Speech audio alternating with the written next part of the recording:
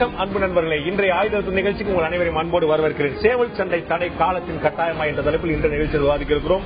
சென்னை உயர்நீதிமன்றத்துடைய மதுரை கிளை ஒரு பரிந்துரையை, முக்கியமான பரிந்துரையை, குறிப்பாக தென் மாவட்டங்களை பொறுத்தவரை அதிமுக்கியமான ஒரு பரிந்துரையை அளித்திருக்கிறது. கவனத்தை ஈர்க்கக்கூடிய, இன்னும் சொல்ல போனால் தென் மாவட்ட மக்களுடைய கவலையை ஏற்படுத்தக்கூடிய ஒரு பரிந்துரை கூட சொல்லலாம். சேவல் சண்டைக்கு எப்படி ஜல்லிக்கட்டுக்கு உச்சநீதிமன்றம் தடை விதித்தது, அதுபோல சேவல் சண்டைக்கும் தடை விதிப்பது பற்றி தமிழக அரசு பரிசீலனை செய்யலாம் என்று ஒரு பரிந்துரை அனுப்பியிருக்கிறது. இது நிச்சயமாக தென் மாவட்ட மக்களிடையே மிகப்பெரிய ஒரு அதிர்வை ஏற்படுத்தியிருக்கிறது. ஏற்கனவே நமது கலாச்சார பாரம்பரிய அடையாளத்துடைய பின்னணியாக இருக்கக்கூடிய ஒரு ஜல்லிக்கட்டுக்கான தடை விதித்து விட்டது. அதற்கான தமிழரசுடைய முயற்சிகள் எந்த அளவுக்கு இருக்கும், எந்த அளவுக்கு பலன் கிடைக்கும் என்ற கேள்விக்குறி எழுந்திருக்க, அடுத்ததாக இன்னொரு பல ஆயிரம் ஆண்டு காலமாக தொடர்ந்து இருந்த சேவல் சண்டைக்கும் இப்போது ஆபத்து வந்துவிட்டதா என்ற கேள்வி எழுந்திருக்கிறது. ஆனால் சேவல் சண்டை, ஜல்லிக்கட்டு இதெல்லாம் அந்த கால விஷயங்கள். நாம் எவ்வளவோ உடன்கட்டை ஏறுதல், சதி, உடன்பள்ளி உழுதல் என்று பல விஷயங்களை நாம் எப்படி காலப்போக்கில் மறந்து அடுத்த விஷயங்களை நோக்கி போய்விட்டோம். அதுபோல இதுவும் மறக்க வேண்டிய ஒரு பழைய விஷயம். நாம் கல்வெட்டுகள் வைத்து விடுவோம், நடைமுறைக்கு சாத்தியமாக்க வேண்டாம் என்று சொல்லக்கூடிய இன்னொரு தரப்பும் இருக்கிறது. எது சரியான விஷயம், எது நம் பாரம்பரியத்தை போற்ற வேண்டுமா அல்லது பாரம்பரியம் என்ற பேரில் நம்மை ஏமாற்றிக் கொண்டிருக்கிறோமா? சேவல் சண்டைக்கான தடை காலத்தின் கட்டாயமா என்ற தலைப்பில் இன்றைய நிகழ்ச்சியில் விவாதிக்கிறோம். இந்த விவாதத்தில் செல்வதற்கு முன்னால் இது நம்முடைய செய்தியாளர் திரு சலீம் இது பற்றி விளக்கக்கூடிய முக்கியமான தகவல்களை இப்போது பார்ப்போம்.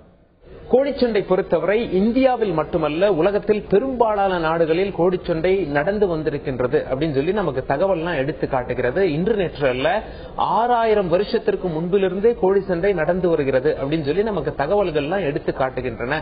உலகத்தில் இன்று கோழி சண்டையின் நிலவரம் என்ன அப்படின்னு சொல்லி நாம பார்க்கும் பொழுது, பெரும்பாலான நாடுகளில் கோழி சண்டை தடை செய்யப்பட்டு விட்டது நமக்கு மிக தெளிவாக தெரிகிறது. கோழி சண்டை அப்படின்னா கோழியினுடைய இறகுகளை ரொம்ப கூர்மைப்படுத்தி சண்டை விடுவாங்க.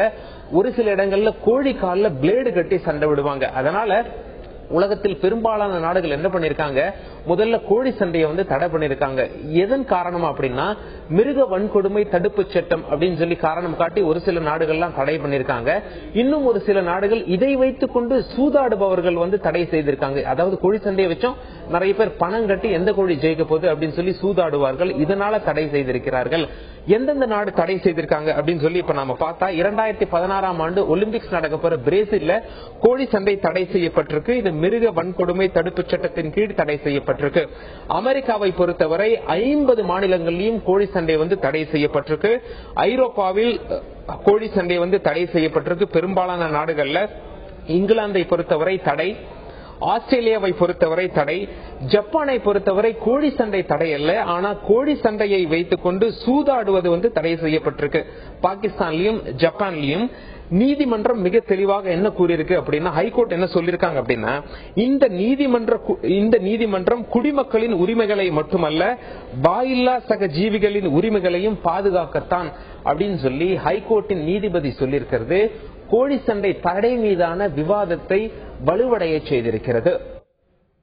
விவாதங்கள் இரண்டு தரப்புமே வலுவாக இருக்கின்றன. இதை பற்றி தான் நம்ம இன்றைய ஆயுத நிகழ்ச்சியில் விவாதிக்க இருக்கிறோம். சேவல் சண்டைக்கான தடை காலத்தின் கட்டாயமா என்பது இந்த ஆயுதத்துடைய பிரதானமான தலைப்பு. இந்த நிகழ்ச்சி நம்முடைய தமுமுகவை சேர்ந்த சமூக ஆர்வலரும் பேராசிரியரான திரு ஹாஜா கனி அவர்கள் நம்மோடு இணைந்திருக்கிறார். அதே போல சமூக ஆர்வலரும் விலங்கியல் துறையில் நீண்ட அனுபவம் கொண்ட திரு சேஷன் அவர்கள் நம்மோடு இணைந்திருக்கிறார். இவர் தவிர மதுரையிலிருந்து இந்த வழக்கு தொடர்பான மனுதாரர் திரு கண்ணன் அவர்கள் நம்மோடு இணைந்திருக்கிறார். இவர் மட்டுமல்லாமல் திருச்சியிலிருந்து வீர விளையாட்டு பாதுகாப்பு நலச்சங்கத்தை சேர்ந்த திரு உண்டிராஜ் அவர்கள் நம்மோடு இணைந்திருக்கிறார். அவர்கள் மட்டுமல்லாமல் திரைப்பட இயக்குநரும் ஒளிப்பதிவாளரும் சமூக திரு தங்கர் பச்சான் அவர்கள் நம்முடைய இருந்திருக்கார். உங்கள் 5 பேரையும் இந்த நிகழ்ச்சிக்கு வரவேற்க நண்பர்களே.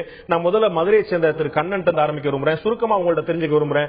நீங்க ஏதோ நல்லது செய்ய போய் ஒட்டுமொத்த தமிழகத்துக்கும் ஒரு கெடுதல் பண்ணிட்டீங்களோ அப்படின்னு உங்களுடைய நண்பர்கள் தான் உங்களை பார்த்துட்டு இருப்பாங்க. நீங்க அனுமதி கேட்டு ஒரு வழக்கு தொடர்ந்தீங்க. அது ஒட்டுமொத்தமா எல்லாருக்குமே தடை பண்றதை பத்தி ஒரு பரிந்துரை வந்துருச்சு. உங்களுடைய கோரிக்கை என்னவா இருந்தது? தீர்ப்பு வந்த பிறகு உங்களுடைய மனநிலை என்னவா இருந்தது? சுருக்கமாக திரு கண்ணன். மிகவும் வருத்தமாக தான் இருக்கிறது. அதாவது நாங்கள் மிகவும் ஒரு நன்மையான செயலை தான் அதை செஞ்சுட்டு இருக்கோம். வருடந்தோறும் நடக்கக்கூடிய மழை வேண்டி கிராம மக்கள் நல வேண்டி நடத்தப்படுகிற ஒரு கால்போர் சேவல் கலை போட்டி.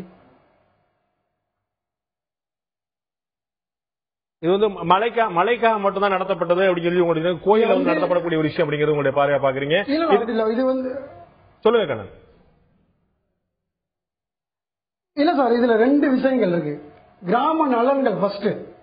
நாங்க வருடந்தோறும் இந்த கால்போர் சேவல் கலை போட்டி நடத்திட்டு இருக்கோம். இந்த 8 வருஷமா நாங்க முதல்ல நடத்திட்டு இருக்கோம். இது நடத்தி முடிஞ்சு மறுநாள் பாத்தீங்கன்னா 2 நாள் சரியான மழை எங்களுக்கு வந்துகிட்டே தான் இருக்கும். இதே போன வருஷம், இது உதாரணத்துக்கு நான் 8 வருஷத்துக்கு முன்னாடி சொல்ல வரும்ல, போன வருஷம் நடந்ததை நான் சொல்றேன். இதே வந்து உதவி ஆய்வாளர் வந்து இதை நடத்துனீங்கன்னா மழை வந்துருமான்னு என்கிட்ட கேட்டாரு.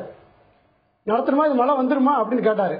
ஆனா நாங்க நடத்தி முடிச்சு அந்த போலீஸ்லாம் அங்கிருந்து ரிப்பீட் ஆயிட்டாங்க. அங்கிருந்து மருத்துவர்கள், இந்த கலை நிபுணர்கள் எல்லாருமே அந்த களத்தை விட்டு அந்த இடத்த விட்டு வெளியே வந்த உடனே மழை ஆரம்பிச்சிச்சு. மழை ஆரம்பிச்சு குறைஞ்சது 8 மணி நேரம் மழை வந்துச்சு மதுரையில. யாருமே நம்பல. ஆனா எங்களை வந்து ரொம்ப வாதாடின அந்த உதவி ஆணையாளர் உடனே மாற்றப்பட்டார், திருநாவுக்கரசு காவல் ஆணையாளர். இது உண்மையிலேயே நடந்தது. நாங்க வந்து 8 வருஷம் முன்னாடி சொல்ல வருடத்தோடு இது நடந்துக்கு இருக்கு. இப்பயும் நாங்க வந்து ஒரு நம்பிக்கை பாத்திரமா ஒரு விஷயம் சொல்றோம். இது மக்கள் நலன் காக்கிற ஒரு விஷயம் தான். 2வது பறவைகளும் நலன் காக்கிற ஒரு விஷயம் தான். இந்த பறவைகளை வந்து இப்படி வச்சிருக்க முடியாது. உங்களுடைய நம்பிக்கை தொடர்ந்து பேசலாம், தொடர்ந்து விவாதிக்கலாம். உங்களுடைய நம்பிக்கை வந்து கொஞ்சம் பயம் கூட கொடுக்குது. நீங்க வந்து ஒரு பக்கம் நல்ல மழை பெஞ்சு சொன்னீங்க, அடுத்த பக்கம் என்னன்னு சொன்னது கொஞ்சம் பயமா கூட இருக்குன்னு நம்ம பார்க்கலாம். இது ஒரு மிக முக்கியமான நம்பிக்கை சார்ந்த விஷயமா நான் பாக்குறேன். நான் ஹாஜா கிட்ட கேட்க விரும்புறேன். அவர் சொன்ன ஒரு விஷயம் பாருங்க, அது வந்து மழை காலத்தோட நடத்தப்பட்டிருக்கலாம், அதனால மழை வந்திருக்கலாம், மழை எதனால் வந்ததுங்கிறது அப்புறம் இருக்கட்டும். ஆனா அந்த ஆழமான நம்பிக்கை எங்களுடைய கோயில் திருவிழா சார்ந்தது, எங்களுடைய கிராம கட்டத்தில் நடக்கக்கூடிய விஷயம், நாங்க வந்து ஊர் கூடி நடத்தக்கூடிய ஒரு விஷயம், மழை வரும், நல்லது நடக்கணும், எங்களுடைய ஊர் வந்து ஒற்றுமையா இருக்கிறதுக்கு 2ஆ பிரிஞ்சு நம்ம வந்து ஒரு விளையாட்டுகள் நடத்தக்கூடிய விஷயம், இதை எதிர்க்கிறது வந்து முறையல்ல அப்படிங்கிற அவங்களுக்கு குற்றச்சாட்டு. இது வந்து காலகாலமா நடத்திட்டு ஒரு விஷயத்தை அவங்களுடைய சென்டிமெண்ட்டை தொடக்கூடிய விஷயம் இல்லையா? அதாவது தோழர் சொன்னதை நானும் கவனித்தேன். இப்போது எதிர்த்து பேசினால் என்ன வரும், நீங்களே அஞ்சு விட்டீர்கள். நீங்க இப்ப கோழிச்சண்டையை தான் நாளைக்கு ரங்கராஜ் பாண்டே மாற்றப்பட்டு விடுவாரோ என்கிற அளவுக்கெல்லாம் இப்போது சென்டிமெண்ட். முதலில் தந்தை பெரியார் சொல்வார், மானமும் அறிவும் மனிதருக்கு அழகு. இங்கே பாரம்பரியம் என்பதற்காக கொண்டாட வேண்டும் என்று சொன்னால் சாதியமும் விவேகம் இரு கண்கள் என்று தேவர் சொல்வார். ஆமா, வீரமும் விவேகம் இரு கண்கள். வீரம் என்பது சம தட்டு உள்ளவர்களிடம் வெளிப்படுத்த வேண்டியது. கோழிச்சண்டைக்கு இதை பொருத்தி பார்க்க முடியாது, விவேகம் இல்லை அதிலே. நாமளும் கோழி சண்டை போடல. ஆமா, நாமளும் கோழி போடல. கோழியும் சண்டை போடும்போது அது பிரதி சண்டை, ப்ராக்சி வார். அந்த ஆய்வாளர் சுந்தரேசன் அவர்கள் எழுதுற ஒரு கட்டுரை பார்த்தேன். இந்த சண்டைக்கு விடுகின்ற இருவரும் இருதரப்பு பகையும் அங்கே மோதுகின்றன. தோழர் கண்ணன் சொல்லும்போது மழை வருதாங்கிறது முக்கியம் இல்ல, சண்டை வந்துடக்கூடாதுங்கிறது தான் முக்கியம்.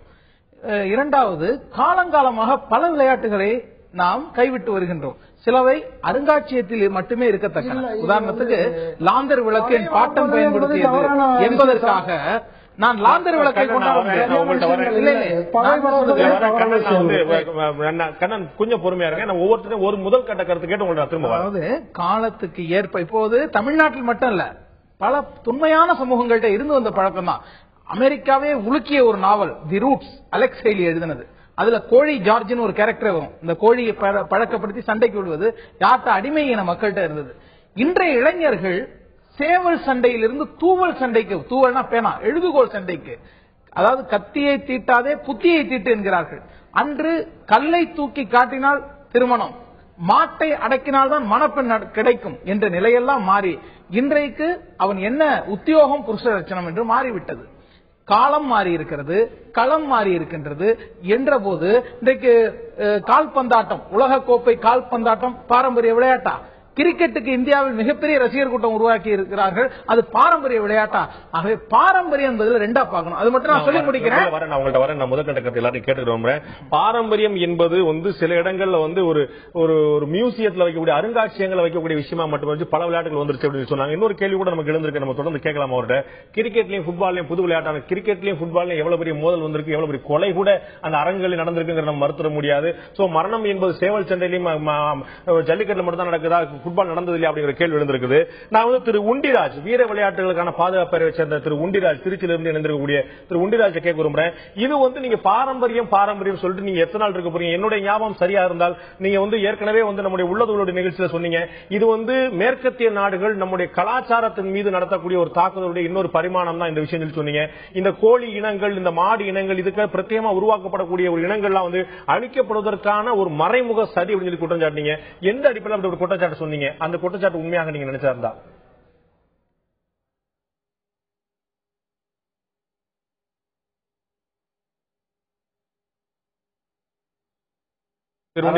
பாரம்பரியங்கிறது வந்து சார், பாரம்பரியங்கிறது வந்து 1000 காலத்துக்கு முன்னாடி இருந்தே வருது சார். பாரம்பரியங்கிறது, அந்த பாரம்பரியங்கிறது எங்களுக்கு தை பொங்கலை வச்சுதான் அந்த ஜல்லிக்கட்டுங்க. ஜல்லிக்கட்டு கால வந்து தெய்வத்தை எப்படி நினைக்கிறோமோ அதே மாதிரி இந்த பாரம்பரியங்கிறது தமிழரோட உருவான ஒன்றுங்க. அது பாரம்பரிய கலாச்சாரங்கிறது வந்து இது பொழுதுபோக்கோ விளையாட்டோ கிடையாதுங்க. தமிழனோட அதாவது இன்னும் சொல்ல போனீங்கன்னா, அதாவது ஜல்லிக்கட்டுங்கிறது வந்து அனைத்து மத இந்து முஸ்லீம் கிறிஸ்டின் அனைத்து மதத்தினாலும் ஒன்னா சேர்ந்து கும்பிடுற ஒரே திருவிழா எதுன்னு கேட்டீங்கன்னா அந்த ஜல்லிக்கட்டு தாங்க. அதே மாதிரி இந்த அமைப்பு வந்து பிராணிகள் நலவாரியம் வந்து பிராணிகளை துன்புறுத்துறதா சொல்லி வழக்கு தொடர்ந்திருக்காங்க. நாங்க சட்டத்தை மதிக்கிறோம் இல்லைன்னு சொல்லுங்க. 5 வருஷமா வந்து சட்டத்தை மதிச்சு தான் நாங்க ஜல்லிக்கட்டு நடத்திக்கிட்டு இருக்கோம். அதே காலகட்டத்தில் வந்து அதிகாரிகள் முன்னிலையில் அனைத்து அதிகாரிகள் முன்னிலையிலும் 1 மாதத்திற்கு முன்னாடியே ஆர்டர் வாங்கி தாங்க ஜல்லிக்கட்டு நடத்துறோம். உடனே போய் பழைய ஒரு 10 வருஷத்துக்கு முன்னாடி நடந்த மாதிரி உடனே ஜல்லிக்கட்டு வைக்கிறோம், நினைச்ச இடத்துல மாட வைக்கணும்னு நாங்க சொல்லலங்க. அந்த மாதிரி காலகட்டத்தில் இப்படி இருக்கையில இவங்களோட குறிக்கோள் என்னன்னு கேட்டீங்கன்னா, தென் மாவட்டத்தில் வந்து நாட்டு மாடுகளோட ஆதிக்கம் வந்து அதிகங்க. அந்த நாட்டு மாட்டுகளோட ஆதிக்கத்தை குறைக்கணும்னு சொன்னா கால மாட்டுகளை குறைச்சாதாங்க நாட்டு மாட்டோட பசு மாட்டுகளோட ஆதிக்கத்தை குறைக்கணுங்கிற எண்ணத்துல தாங்க இவங்க வந்து கேஸ் போட்டு இது மாதிரி பண்ணிருக்காங்க, ஒரு விளம்பரத்துக்காக வேண்டி. அதாவது ஜல்லிக்கட்டுங்கிறது வந்து மற்றவங்களுக்கு அது விளையாட்டா பொழுதுபோக்காக தெரியுங்க. எங்களை தமிழனோட பொறுத்தளவுல எங்களுக்கு வந்து பாரம்பரியங்கிறது அதுல தாங்க உருவானது. தமிழ்நாட்டில் வந்து இடையில வந்து 5 வருஷமா கேஸ் நடந்துகிட்டு இருந்துச்சு. இடையில சில கண்டிஷன் போட்டுருந்தாங்க, நடத்திக்கிட்டு இருந்தோம். இப்ப வந்து சுத்தமாவே வந்து தடை பண்ற கண்டிஷன் வரையில எங்களுக்கு வந்து தமிழக அரசு நம்பி இருக்க ஜல்லிக்கட்டு திரும்பி கவலை புரிந்து கொள்ளக்கூடிய திரு முண்டிராஜ், நீதிமன்றங்கள் விதித்த நிபந்தனைகள் எல்லாமே நாங்க நிறைவேற்றிட்டு வந்தோம், இருந்தாலும் கூட எங்களுடைய தடை அப்படிங்கிற எங்களுடைய கவலை அடிக்குன்னு சொல்றீங்க. நான் வந்து திரு தங்கர் பச்சாண்ட கேட்க விரும்புறேன். பேராசிரியர் திரு ஹாஜாக்கனி வந்து ஒரு விஷயம் சொன்னாங்க. பாரம்பரியம் நம்ம எவ்வளவு சொன்னோம், நம்முடைய ஆடையிலிருந்து நம்முடைய கலாச்சாரத்திலிருந்து பாவாடை தாவணியிலிருந்து நம்முடைய வேட்டி சட்டையிலிருந்து எவ்வளவு விஷயங்கள் மாறி இருக்கு. இதுவும் மாறினா என்ன, நம்ம வந்து எல்லாம் உங்களுக்கு உடன்பாடு இருக்கும், நிறைய விஷயங்கள் மாறுங்கிற ஒரு ஆழமான கவலை கொண்டவர் நீங்க. இவ்வளவு மாறிடுச்சு, இப்ப சேவல் சண்டையும் ஜல்லிக்கட்டு வச்சுதான் நம்ம வந்து வாழ போறோமா? அதுவும் இல்லாம போனா என்ன, எவ்வளவோ தொலைச்சிட்டோம், இதையும் தொலைச்சிட்டு போறோம்.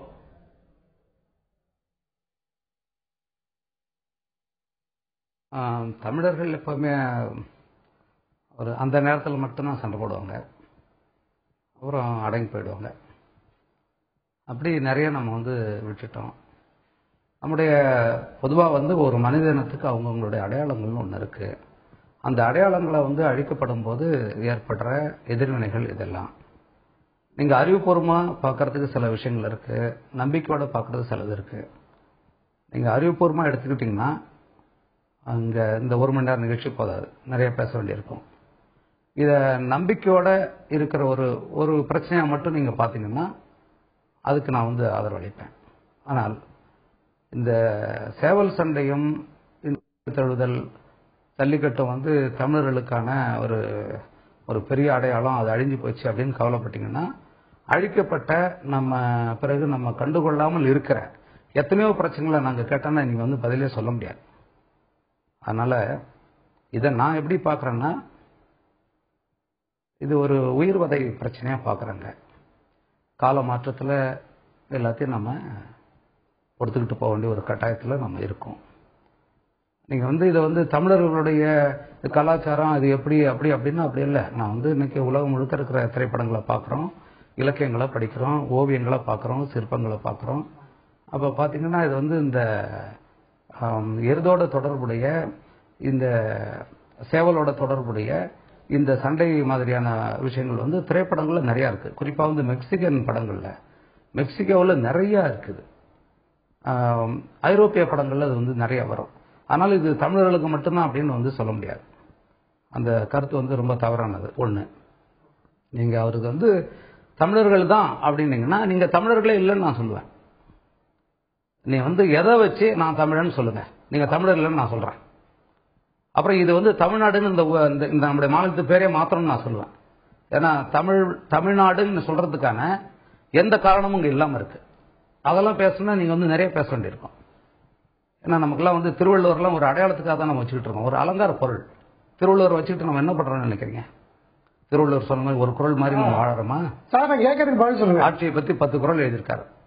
ஒரு குறளை மாதிரி ஆண்டிருக்காங்களா இது வரைக்கும்? அப்பா வந்துட்டாங்கன்னு தாத்தா வெறும் ஒரு அடையாளத்துக்காக தான் நிறைய விஷயங்களை வச்சு மியூசியத்துலதான் வருங்கால சரித்திரங்கள்லாம் நாங்க பாக்கணுமா? தமிழர்கள் சொல்ல வேண்டிய அவசியம் இல்லை சார். தமிழனை பார்த்தாலே உங்களுக்கு தெரியும் தமிழர்கள் சொல்லி. தமிழர்கள் வந்து தமிழன் தான் சொல்லி. அப்பா நான் கேட்கறது பதில் சொல்லுங்க. அப்பா வந்துட்டாருன்னு தாத்தாவை கொண்டுருவோமா? எப்படி நீங்க பாரம்பரியத்தை மூடி மறைப்போம் அப்படின்னு நீங்க சொல்றீங்க? இந்த சேவல் கலையை பத்தி உங்களுக்கு என்ன தெரியும்? நீங்க வளர்த்துருக்கீங்களா கோழி சேவலுங்க? இல்ல சார், நான் கேட்கறதுக்கு பதில் சொல்லுங்க. நீங்க கோழி சேவல் வளர்த்துருக்கீங்களா? அது எப்படி பிரீட் ஆகும், அது எப்படி உருவாகும், அந்த சண்டைக்கு உண்டான ஜீன் அது எத்தனை மாசத்துல அது உடம்புக்குள்ள வரும், அது எத்தனை மாசத்துல சண்டைக்கு போகும், அது எப்படி வளர்க்கணும் அப்படின்னாச்சும் உங்களுக்கு தெரியுமா? இதை இப்படியே விட்டு அந்த பிரீடு சாதாரண பிராய்லர் கோழி மாதிரி கூட்டுல அடைச்சு அதை கொண்டு கோழி கடையில வச்சு அறுத்து சாப்பிடுவாங்க. இதெல்லாம் சரியா வருமா? இல்ல இதை பாதுகாக்க என்ன வழி அதை சொல்லுங்க. இதை தடை பண்ண யாருக்கும் எந்த அதிகாரமும் கிடையாது சார். இது வந்து பண்டைய காலம், நீங்களே சொல்லிட்டீங்க 2000 வருஷத்துல இது நடந்துருக்குன்னு. நம்ம ரிப்போர்ட்ல சொன்னாரு எல்லா நாட்டிலும் இது இருக்குன்னு சொல்லி. இதுக்கு வந்து ஒரு வழிமுறை உண்டு பண்ணுங்க. இதை இப்படிதான் செய்யணும்னு உண்டு பண்ணுங்க. தடை பண்ணாதீங்க. அதை எப்படி நீங்க தடை பண்ணலாம்? ஒரு விதிமுறையில வந்து உருவாக்குங்க, ஒட்டுமொத்தமா தடை பண்ணாதீங்க அப்படிங்கிற உங்களுடைய பார்வை. நான் சேஷன் தத்துவ சுருக்கமா கேட்கிறோம். நீங்க வந்து நீண்ட நாளா அந்த வந்து விலங்கியல் தொடர்பான விஷயங்கள்ல நீங்க புகைப்பட கலைஞராகவும் ஜுவாலஜிக்கல் நீங்க அந்த டிபார்ட்மெண்ட்ல வந்து பல விஷயங்கள் நீங்க பார்த்துருக்கீங்க. இது உலக நாடுகள் முழுக்க இருந்தாலும் கூட காலப்போக்கில் பல விஷயங்கள் மாறி இருக்கு. இதையும் மறந்துட வேண்டியதான் அப்படின்னு சொல்லிட்டு ஒரு பார்வையும் இல்ல. இது எங்களுடைய பாரம்பரியத்தோட எங்களுடைய ரத்தத்தோட சேர்ந்த விஷயம், இதை மறக்க முடியாதுங்கிறது இன்னொரு பார்வையும் இருக்குது. நீங்க எப்படி பாக்குறீங்க சுருக்கமா திரு சேஷன்? வணக்கம். அதாவது என்னன்னா, இந்த சேவல் சண்டை என்பது தமிழகத்துக்கு மட்டும் சொந்தமானதல்ல. உலகத்தில் வட அமெரிக்கா, ஆசிய கண்டங்கள் பல இடங்களில் ஏறக்குறைய 6000 வருடங்களாக இருக்கிறது என்று நமக்கு குறிப்புகள் இருக்கின்றன. ஆனால் இந்த சண்டைகள், இந்த சேவல் சண்டை என்பது இல்லை காளை மாட்டு சண்டை என்பதோ ஏதோ வந்து வெறும் சண்டைக்காக பயன்படுத்தவில்லை. அதாவது என்னன்னா, இது இந்த வகை ஆல்பா மேல் வகைகளை கண்டுபிடித்து, அதாவது இந்த இனத்திற்கு உயரிய, இந்த சண்டை மூலம் உயரிய சாதி சேவல் எது இல்ல மாடு எது என்றதை கண்டுபிடித்து அதை வைத்து பிரீட் செய்து வீரியமான அதோட வகைராக்கள் வளர்ப்பதை கொண்டு வருவதற்காகத்தான் உலகம் முழுவதும் இந்த வகுப்பு இருந்தது. இது வந்து என்னவோ நாம வந்து என்னன்னா ஒரு கலாச்சாரத்து கடவுள் இது கற்பிக்கப்பட்டு விட்டது திடீரென்று. இதற்காகத்தான் இது வந்ததை தவிர்த்து இது வந்து இதுக்கு எந்த தனிப்பட்ட இனத்திற்கும் தனிப்பட்ட சொந்தம் அல்லது யாருக்கும் தனிப்பட்ட சொந்தம் அல்ல அப்படிங்கிற முக்கியமான பாதுகாப்பு இருந்தாலும் கூட நமக்கு வந்து இந்த சேவல் சண்டை ஆட்டம், இந்த ஜல்லிக்கட்டு ஆட்டம், இது வந்து ஒரு மத ரீதியான ஒரு பார்வை, இன்னும் சொல்ல போனால் ஜாதி ரீதியான சில அடையாளம் கூட இதுக்கு இருக்கின்றன. அது அந்த விலங்கினங்கள் உள்ள ஜாதி மட்டுமல்ல, மனிதர்களுடைய ஜாதி குலம் அவர்கள் கூட வந்து யார் இதில் ஆடுவார்கள், யார் இதை முன்னெடுத்து அப்படிங்கிற ஒரு பார்வை கூட இருக்கு. அதனாலே கூட பல சமயங்கள் மோதல் கூட வெடித்திருக்கின்றன. இந்த தடை அந்த மாதிரியான பிரச்சனைகளுக்கு ஒரு தீர்வை ஏற்படுத்துமா?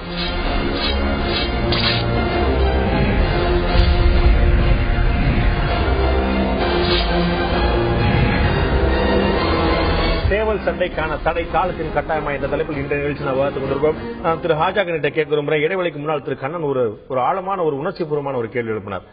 அப்பா வந்துட்டாருங்கிறக்கா தாத்தாவை கொண்டுருவீங்களா? பாரம்பரியம் அவ்வளவுதான் கிடையாது, அடுத்த கட்டத்துக்கு போய் சொல்லிடுவீங்களா? இது வந்து எங்க ரத்தத்தோட, எங்களுடைய கலாச்சாரத்தோட, எங்களுடைய பாரம்பரியத்தோட உணர்வு பூர்வமா ஒன்றி இருக்கக்கூடிய விஷயம். இது ஏதோ வந்து பேனாக்கு பதிலா கம்ப்யூட்டர் வந்துச்சு அப்படிங்கிற மாதிரி டெக்னாலஜி சார்ந்த விஷயம் இல்ல. புது டெக்னாலஜி வந்துருச்சு, பழைய டெக்னாலஜி தூக்கி போடுங்க சார்ந்த விஷயம் இல்ல. இது எங்களுடைய உணர்வு சார்ந்த விஷயம் சொல்லி கேட்கிறேன். தொல்காப்பியத்துல சிறப்பா சொல்லிட்டாங்க, பழையன கழிதலும் புதியன புகுதலும் வழுவல்ல கால வகையினாலே. அதான் சொன்னேன், அது கால வகையினாலே என்பது தொழில்நுட்ப ரீதியாக இருந்தால் தெரிஞ்சுதான் நான் சொல்றேன். ஒரு தொழில்நுட்ப ரீதியாக பேனா போச்சு, கம்ப்யூட்டர் ரீதியான இதுதான் சார். பழைய துணியை தூக்கி போடலாம் விஷயம் சொல்றேன். முதல்ல இது சென்டிமெண்டோட சம்பந்தப்படுத்துவதனால்தான் பல்வேறு மூட நம்பிக்கைகளும் மனித குலத்தை பின்னுக்கு இழுக்கின்ற பல செய்திகளும் இருக்குது. இதுல நான் இது மத ரீதியா நான் பார்க்கல. ஏன்னா இந்த கோழிச்சண்டையில நிறைய முஸ்லிம்கள் ஈடுபட்டு பயிற்சி கொடுக்கறதெல்லாம் கேள்விப்பட்டிருக்கேன். இந்த கோழிச்சண்டை சேவல் சண்டைக்கு மிகப்பெரிய விளம்பரம் கொடுத்ததே தேசிய விருது பெற்ற வெற்றிமாறன் இயக்கிய ஆடுகளம் என்ற திரைப்படம். கவிஞர் ஜெயபாலன் எல்லாம் நடித்தது, தனுஷா நடிச்சிருப்பாரு. அந்த படத்துல கூட டோர்னமெண்ட் ஒரு முஸ்லிம் பேர்ல தான் நடக்கும். அதனால நம்ம இதுக்கெல்லாம் ஒரு சென்டிமெண்ட் சாயம் பூசி தமிழரை பின்னுக்கு இழுத்து விடக்கூடாது. தோழருடைய உணர்வுகளை புரிந்து கொள்கிறேன். தந்தை பெரியார் தான் சொல்றேன். தந்தை பெரியார் ஒரு அழகா கேட்பாரு, கதவிடுக்குல கைய வைக்காதன்னா வேற எங்க வைக்கிறதுன்னு கேக்குறான் பாரு தமிழ். கதவிடுக்குல கைய வச்சா நசுங்கிடும் அப்படின்னு சொன்னா வேற கைய எங்க வைக்கிறது அப்படிங்கிற கேள்வி அல்ல. அதை பாதுகாக்க வழி சொல்லுங்கள். பிரச்சனை என்ன என்று சொன்னால், இன்றைய இளைஞர்களை எதை நோக்கி நாம் வழிநடத்துவது? தமிழர்களின் பாரம்பரியம் எது தெரியுமா? தமிழருடைய பண்பாடு என்ன தெரியுமா? சங்க இலக்கியங்கள்ல கோழிச்சண்டையை பற்றி குறுந்தொகையில 305வது பாட்டுல ஒரு குறிப்பு இருக்குது. பட்டினப்பாலையில 75வது வரியில ஒரு குறிப்பு இருக்குது. இன்னொன்னு இருக்குது, தாதூன் பறவை பேதுரல் அஞ்சி. தலைவன் வந்துட்டு இருக்கிறான், அப்படி அவனுடைய தேரின் மணி ஓசையை கேட்டு வண்டுகள் கூடி இருந்த வண்டுகள் சிதறி ஓடுகின்றது. அது காதலோடு இணைந்திருந்த வண்டுகள் தேரின் மணி ஓசை கேட்டு சிதறி ஓடுவதால் மணியின் நாவை இழுத்து கட்டு என்று சொன்னான் அல்லவா, அவன் தமிழன். நடந்து போகும்போது தண்ணீர் வாத்துக்கள் அடைகாத்த முட்டைகள் உடைந்து விடாமல் இருக்கட்டும், பௌர்ணமி இரவின் படகுக்காரரே நீங்கள் நதிநுரை அழைக்கும் நாணல் புதர்களை கடந்து செல்லும் போது கவனமாக செல்லுங்கள் என்று இன்குலாப் எழுதினார் அல்லவா. அது தமிழனுடைய தன் உணர்வை பிற உயிர்கள் மீது பொத்தி பார்த்தான். ஒரு மரத்து பக்கத்துல தன் காதலனை சந்திக்க மறுக்கிற ஒரு தலைவி ஏன்னு கேட்டா, இது போன்றவற்றை புறந்தள்ளி விட்டு இதை தமிழரின் அடையாளம் சாப்பிடுறான், மாடு சாப்பிடுறான், கோழி சாப்பிடுறான், மீன் சாப்பிடுறான், வறுத்து சாப்பிடுறான், வேக வச்சு சாப்பிடுறான், கருவாடாக்கி சாப்பிடுறான். நீங்க என்னமோ வண்டு பிரிஞ்சிட போது மணி நம்ம அவர் சொல்ற பாரம்பரியத்தை விட நீங்க சொல்ற பாரம்பரியம் இன்னும் ரொம்ப பின்னாடி. இது மிக தட்டையான புரிதல். பிரச்சனை இல்லை என்னவென்றால் உணர்வுகள் பொதுவானவை. மனித உயிர், அதாவது அப்ப உயிரினங்களை சாப்பிடலாமான்னு கேட்டா தாவரம் கூட இசை கேட்கிறதுங்கிறான். உணவுக்காக அன்றி பிற உயிர்களை கொல்லக்கூடாது. உணவுக்காக அன்றி, உணவுக்காக நீங்க இருக்கும்போது எக்ஸாம்ஷன் நீங்க எடுக்கிறீங்க, ஒரு விலக்கு நீங்க எடுக்கிறீங்க. அவங்க என்ன சொல்றாங்க? அவங்க என்ன சொல்றாங்க? அறிவியல். அவங்க என்ன சொல்றாங்க? விளையாட்டுக்காக அன்றி வேற எதுக்கும் நாங்க பயன்படுத்துவது இல்லை, இது விளையாட்டுன்றாங்க. விளையாட்டு என்பது சாடிசம்னு சொல்லுவாங்க. பிற உயிர்களை துன்புறுத்தி இன்பம் அடைதலுக்கு பேரு ஆங்கிலத்துல சாடிசம். தமிழனுக்கும் என்ன, கோழிக்கு இயற்கையான பகை கிடையாதுங்க. கோழியை பகை உறுத்தி அங்கே மோத வைக்கணும், அதை கவனிக்கணும். பகை உறுத்தி விலங்குகளை மோத வைக்கின்றோம், அதுதான் கவனிக்கணும். நம்ம எடுத்துக்கிட்டோம்னா பாரம்பரியம்னா போர் வெட்சி, கரந்தை, ஒழுங்கை, நொச்சி, வஞ்சி, காஞ்சி, தும்பை, வாகை என்றுதான் போர் நடந்தது. போர் நடக்கணும்னா நம்ம பக்கத்து நாட்டில இருந்து போய் மாடுகளை திருடிக்கிட்டு வரணும், அவன் மீட்பதற்கு வருவான். அப்படியே போர் நடக்கிறது. போது இன்றைக்கு எத்தனையோ போர் முறை மாறிவிட்டது. வாள் எடுத்துத்தான் நான் கிளம்புவேன் என்று சொன்னால் நம்ம சமாதியில கொண்டு போய் வச்சிருவான். இன்றைக்கு இந்த காலம் என்ன, களம் என்ன, எங்கு இருக்கிறோம், அதை நோக்கி தமிழ் இளைஞர்களை திருப்ப வேண்டும். உலகம் முன்னேறி கொண்டிருக்கிறது. இதுவெல்லாம் நம்முடைய வரலாறாக தெரிந்திருக்க வேண்டும், இளைஞர்களுக்கு சொல்லப்பட வேண்டும். இப்படி வரலாறு இருந்தது, வாழ்க்கையில் கொண்டு வராதீங்க. இல்லை, வரலாறு என்பது அறிந்து கொள்வதற்கு. எப்போதுமே உங்களுடைய நீங்க படித்த பாடல்கள்ல தமிழருடைய ஆடை நீங்களும் நானும் போட்டுக்கூடிய ஆடை இல்லையே, அதை மாத்திர மாதிரி உங்களுடைய ஆடை எப்படி வரலாறான மாதிரி உங்களுடைய வளமையான விஷயங்கள் வரலாறு புத்தகமா மாதிரி. முன்பு விருந்தோம்பல் என்ற குணம் காலத்துக்கு காலம் இருந்து கொண்டே இருக்கிறது. அன்னைக்கு டைனிங் டேபிள்ல சாப்பிடும், அன்றைக்கு ஒரு வகையில சாப்பிட்டோம், இன்றைக்கு ஒரு வகையில உபசரிக்கின்றோம். திரும்ப திரும்ப நீங்க வேற உதாரணங்களை கொடுக்கிற மாதிரி தெரியுது. ஒரு தொழில்நுட்ப வளர்ச்சியையும் இல்ல இதை உணர்வுபூர்வமானது. இரண்டாவது எவ்வளவு டெக்னாலஜி வளர்ந்தாலும் இல்ல இது மக்களை பின்னுக்கு இழுப்பு இருக்கின்ற ஒரு தத்துவம். நீங்க அம்மாவை அம்மா என்று அழைக்கிறோம் என்பது இதற்கு பொருந்தாது. காலந்தோறும் விளையாட்டு மாறும்,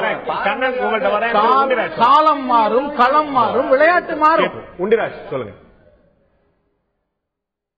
சார். பாரம்பரியம் காலத்துக்கு தகுந்தாப்புல மாத்திக்கணும்னு சொல்றாங்களா சார்? ஒரு குடும்பத்துல 5 பேர் இருக்காங்கன்னா ஒருத்தர் படிக்காம இருக்காங்க சார். அந்த பெத்த 4 குழந்தைங்க படிக்குது. அவங்க அண்ணன் தம்பிகள் சித்தப்பா டிகிரி முடிச்சிருக்காரு சார். ஒரு இடத்துல வேலை கிடைச்ச போகல அப்பா சித்தப்பா என்ன போட முடியும்? படிச்சதுனால அப்பா என்ன போட முடியும்? பாரம்பரியத்தை எப்படி சார் மாத்த முடியும்? பாரம்பரியத்துல சாமி கும்பிடையில திருந்திக்கிட்டு கும்பிட முடியும்? சில அவங்களுக்கு சில கொள்கைகள் இருக்கு சார். எங்களுக்கு பாரம்பரியம் இதுதான் சார். எங்களுக்கு தமிழரோட உணர்வுங்கிறது எங்களுக்கு இதுதான். அவங்க அடுக்குமொழியா பேசுறதுக்கு நல்லா இருக்கும். ஜல்லிக்கட்டுங்கிறது தோல்சீலை போராட்டம் கேள்விப்பட்டிருக்கீங்களா? தோல்சீலை போராட்டம் கேள்விப்பட்டிருக்கீங்களா? திரு தங்கராஜ் கேட்க விரும்புறேன். படிச்சுட்டு வந்திருப்பீங்க சார். இல்ல அதாவது மக்களுக்கு மேல ஆடை அணியக்கூடாது, அதுதான் எங்கள் பாரம்பரியம் என்று மக்களை வஞ்சிக்கவில்லையா? மார்பகத்தின் அளவு பார்த்து வரி போட்டதை பாரம்பரியம் என்று கொண்டாடவில்லையா? கணவனை இழந்தோருக்கு காட்டுவது ஒன்றில் என்று சொல்லி, அது சிலப்பதிகாரத்தில் வர வரிதான். கணவன் இறந்த உடனே மனைவியை கொன்றுவிட வேண்டும் என்பதை நாம் இன்றைக்கு கொண்டாடுகிறோமா? நரபலி முறை இருந்தது. நதியிலே தண்ணீர் வரவில்லை என்று சொன்னால் நரபலி கொடுக்க வேண்டும். அதை இன்றைக்கு ஏற்றுக்கொள்ள முடியுமா? ஆகவே காலம் மாறும் பொழுது, ஞானம் மாறும் பொழுது நம்முடைய சிந்தனை முறை மாற வேண்டும். பழையவர்கள் ஒத்துக்க மாட்டாங்க. இன்றைக்கு புதிய தலைமுறைக்கு, வளர்ந்து வரும் இளைஞர்களுக்கு எந்த செய்தியை சொல்ல போகிறீர்கள்? நீங்கள் சேவலை தயாரிக்க சொல்ல போகிறீர்களா? கேட்கிறேன். தங்கர்பச்சான் கேட்கறதுக்கு முன்னாடி இன்னைக்கும் நம்ம ஊர்ல வந்து கிறிஸ்தவர்கள் கூட ஒரு தேர் இழுக்கிறாங்க முதுகுல குத்தி, இந்துக்கள் வந்து அழகு குத்திக்கிறாங்க, உடம்புல குத்திக்கிறாங்க, இஸ்லாமிய சகோதரர்கள் நிறைய பேர் கத்தி போடுறாங்க. இதெல்லாம் வந்து நீங்க என்ன சொல்ல போறீங்க? மூடத்தனம் சொல்ல போறீங்களா? அவருடைய மத உணர்வு இல்லையா? வச்சுங்க, அவருடைய மத சென்டிமெண்ட். நீங்கள் அழகு குத்துறாங்க, கத்தி போடுறாங்க, இது அவருடைய உணர்வு. ஒன்று புரிந்து கொள்ளுங்கள், மத உணர்வுக்கும் நம்பிக்கைகளுக்கும், நம்பிக்கைன்னு வந்துட்டா பிற சமுதாய விஷயங்களை நான் தலையிட முடியாது, அதற்கான நாகரிகமான எல்லை இருக்கின்றது. முஸ்லிம்கள் கத்தி போடுகிறார்களே அதற்கு என்ன பேர் என்று கேளுங்கள், அதுக்கு பேர் காட்டு மிராண்டித்தனம்னு சொல்றேன். இல்ல நான் வந்து பிற சமயத்தை பிற நம்பிக்கையை நான் விமர்சிக்க மாட்டேன். ஆனால் முஸ்லிம் சமுதாயம் சார்பாக விமர்சிக்க எனக்கு உரிமை இருக்கிறது. அது அதிலேயே பல பிரிவுகள் இருக்கு. இல்ல அது பிரிவுகள் இல்ல. முதல்ல ஒன்று புரிஞ்சுக்க. இல்ல நான் என்ன கேட்கிறேன்னா, இதுல வந்து மனித குலத்தின் பொதுவான மேன்மையை, பண்பாட்டு செழுமையை நீங்கள் பாருங்கள். நீங்க எதுக்கு இதை கேக்குறேன்? நம்ம வந்து ஒருத்தருடைய உணர்வை நீங்க வந்து தொழில்நுட்பத்தையும் உணர்ச்சியையும் தப்பா கலக்குறீங்க. அது புரிந்து கொள்ளப்பட வேண்டும். நான் தோழர் கண்ணனுடைய உணர்வையோ உண்டிராஜ் அவருடைய உணர்வையோ புரிந்து கொள்கிறேன். நான் வந்து ரசிகனா இருந்து சின்ன வயசுல பாத்துருக்கிறேன். இது வந்து தென் மாவட்டங்கள் அண்மையில நடந்த மிகப்பெரிய கோழிச்சண்டை தஞ்சாவூர்ல தான் நடந்துச்சு. 6000 கோழிகள் வந்து இருந்தன பல மாநிலங்கள்ல இருந்து. ஆகவே இதுவெல்லாம் நம்முடைய வரலாறுகள். நம்முடைய முன்னோர்கள் இப்படிதான் வாழ்ந்தாங்க, நம்முடைய பாட்டன் இப்படி இருந்தான், பூட்டன் இருந்தான், அவன் உடல் வளம் அப்படி இருந்தது, பலம் அப்படி இருந்ததுன்னா படித்துக் கொள்ளலாம். நான் சொல்வது எதிர்கால தலைமுறைக்கு நாம் எந்த செய்தியை சொல்ல போகிறோம்? இது மாதிரி போட்டிகள்ல நீங்க ஊக்குவிக்க போகிறீர்களா, அல்லது நடக்கின்ற போட்டி அந்த ஒரு உலகின் ஒற்றை வரி கதை எழுதலாம் பாருங்க, மைக்கேல் சோலகோ. அந்த பெரிய கடலில் சிறிய மீனை பார்த்து பெரிய மீன் கேட்டது, உனக்கும் பசி எனக்கும் பசி, நீ என்னை சாப்பிட இல்லை என்றால் நான் உன்னை சாப்பிடுகிறேன். இதான் உலகின் சிறிய கதை. இன்றைக்கு யாரை சாப்பிடுவதுங்கிற போட்டி நடக்கும் பொழுது நம்முடைய தமிழ் இளைஞனை கொண்டு போய் ஜல்லிக்கட்டையும் சேவல் சண்டையிலும் பாரம்பரியத்தெல்லாம் அழிச்சிருவாங்களா அவங்க? இன்னைக்கு இளைஞர்கள் வந்து நிறைய வந்துட்டு இருக்காங்க சார். டாஸ்மார்க்கு போற இளைஞர்களோட போலீஸா வளர்க்கிற இளைஞர்கள் தான் சார் அதிகம். போலீஸாவை வளர்க்கிறவங்க வந்து நிறைய நல்ல விஷயங்களை கத்துக்கிறாங்க. டாஸ்மார்க்கு போறதுக்கு எங்களோட நண்பர்கள் நிறைய இருக்காங்க, நிறைய குடியாரங்கள் நிறைய இருந்தவங்க இந்த போலீஸா வளர்க்க ஆரம்பிச்சோம்னா அந்த கோழிகளுக்கு சரியான தீவனம் வாங்கி கொடுக்க வேண்டும், சண்டை சாவலுக்கு சரியான இறை கொடுக்க வேண்டும், தன் வீட்டுல வந்து சரியான நேரத்திற்கு வீட்டுக்கு வர வேண்டும், அந்த கோழி சாவலுக்கு சரியான நேரத்தில் இற வைக்கணும். நீங்க நினைச்ச நேரம்லாம் இற வைக்க நாட்டுக்கோழி தெருல கிடையாது. இது ஒன்லி இந்தியனோட இந்த பிரீட் உயிரினங்களோடு மக்களுடைய வாழ்க்கை என்பது இருக்கு. அதாவது பாரதியார் சொல்றது, கொத்தி திருடும் அந்த கோழி அதை கூடி விளையாடு பாப்பா, எத்தி திருடும் அந்த காக்கை அதற்கு இறக்கப்பட வேணும் பாப்பா, பாலை குழைத்து வரும் நாய் தான் மனிதருக்கு தோழனடி பாப்பா, பாலை பொழிந்து வரும் பாப்பா பசு மிக நல்லதடி பாப்பான்னு குழந்தை பருவத்துக்கு எதை ஊட்டுகிறார் என்று சொன்னால் உயிர்களிடத்தில் அன்பு வேண்டும். உயிர்களை கேட்ட கேள்விக்கு உங்கள்ட்ட பதில் இல்ல. நீங்க வந்து ஒரு எக்ஸப்ஷன் நீங்களே எடுத்துக்கிட்டீங்க, உணவுக்காக வந்து சாப்பிடலாம் சொல்லிட்டு. நம்ம நீங்க சொன்ன அத்தனை விலங்குகள், நீங்க சொன்ன கோழியிலிருந்து மாடு வரை அத்தனை உணவாக சாப்பிடக்கூடிய விஷயம். முக்கியமான கேள்வி நான் திரு தங்கர் பச்சாண்ட கேட்க விரும்புறேன். ஒரு சிறிய இடைவெளிக்கு பிறகு உலக நாடுகள் பல நாடுகள் இன்னும் அமலில் இருக்கக்கூடிய இந்த சாவல் சண்டை சில நாடுகள் தடை விதிக்கப்பட்டிருக்கு. பிரான்ஸ் நாட்டில் ஒரு ஏற்பாடு பண்ணியிருக்காங்க. திடீரென்று எங்கேயாவது ஆரம்பித்தால் அதை அனுமதிக்க முடியாது. ஆனால் பாரம்பரியமாக இடைவிடாமல் தொடர்ந்து இந்த விளையாட்டு எங்கு விளையாடப்படுகிறதோ அங்கு அப்படியே அனுமதிக்கப்படுகிறது என்று ஒட்டுமொத்த பிரான்சில் தடை செய்யப்பட்டிருக்கக்கூடிய விஷயம் ஒரு சில இடங்களில் மட்டும் பாரம்பரியமாக தடையில்லாமல் நடக்கக்கூடிய இடங்களில் மட்டும் இன்னும் அனுமதிக்கப்படுகிறது. நமக்கு தேவை பாதுகாப்பான விதிமுறைகளா அல்லது ஒட்டுமொத்த தடையா?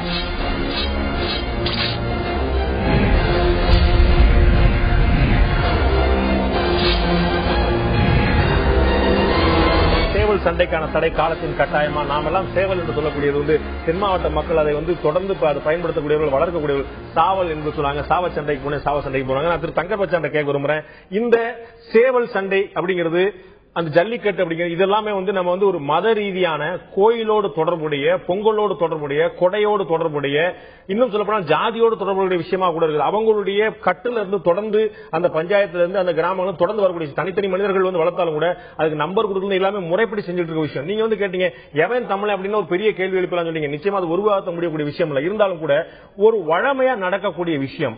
இப்படி வந்து ஏதோ ஒரு காரணம் காட்டி நீங்க வந்து நெறிமுறையில வளர்க்கலாம். நம்ம ஜல்லிக்கட்டுக்கு இப்போ 100-150 நெறிமுறை வளர்த்துருக்கோம். கலெக்டர்ல இருந்து எஸ்பில இருந்து எல்லாருமே கன்வெர்ட் நிக்கிறாங்க. அது போல இந்த சாவச்சண்டையில உங்களுக்கு வந்து ஏதாவது மாற்று கருத்துகள் இருந்தா, அந்த கத்தி போடக்கூடாது, கூறிய ஆயுதங்கள் வைக்கக்கூடாதுங்கிற மாதிரியான விதிமுறை வகுக்கிறத விட்டு போட்டு நீங்க ஒட்டுமொத்தமா தடை செய்வது இயல்பா அப்படிங்கிற ஒரு கேள்வி எழுது திரு தங்கர் பச்சான்.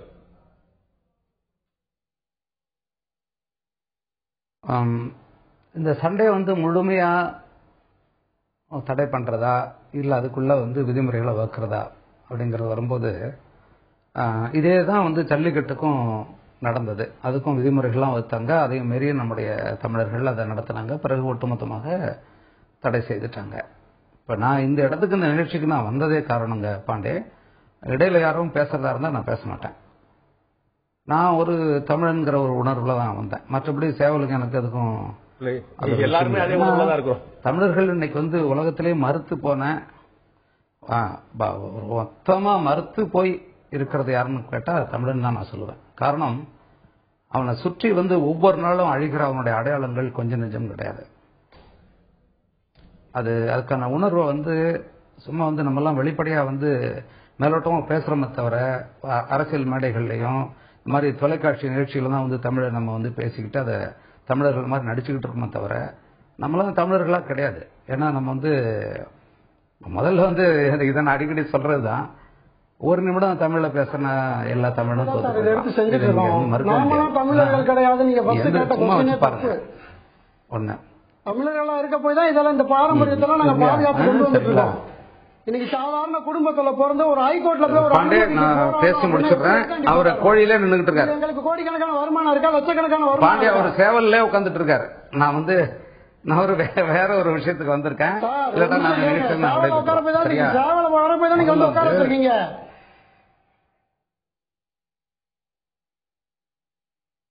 பாண்டே கேக்குதுங்களா? தொடருங்க. சரி, இது வந்து முதல்ல வந்து ஒரு இது வந்து உயிர்களை வதைக்கிற ஒரு விஷயம்ங்கிறது வந்து உலகத்தில் இருக்க எல்லாரும் கவனிக்க வேண்டிய ஒரு விஷயம். அதுக்குள்ள விதிமுறைகளை வகுக்கணுங்கிறது மிக அவசியமானது. இது வந்து காலத்துக்கு ஏற்றபடி அதை வந்து வடிவமைக்கிறதுல வந்து அப்புறம் அப்படி இல்லைன்னா அப்புறம் மனித இனத்துக்கு என்ன இருக்கு, எதுக்கு இந்த அறிவு இருக்கு. ஆனால் நம்முடைய நம்பிக்கைகள் அதுல உடைஞ்சு போயிடக்கூடாதுங்கிறத நான் வந்து ரொம்ப கவனமா இருப்பேன். இந்த சேவல் சண்டையில் நீங்க பார்க்கும்போது நீங்க நம்முடைய இலக்கியங்களையும் நம்முடைய பாரம்பரியத்தையும் பேசுற மாதிரி இதை நீங்க பேசிட முடியாது. ஏன்னா வந்து நிறைய விஷயங்களை நம்ம வந்து இனி இழக்க வேண்டி இருக்கும். நம்முடைய உண்மையான தமிழருடைய கலைகள் நம்மளை விட்டு போயிட்டது. அதுக்கு யாராவது சத்தம் போட்டீங்களா?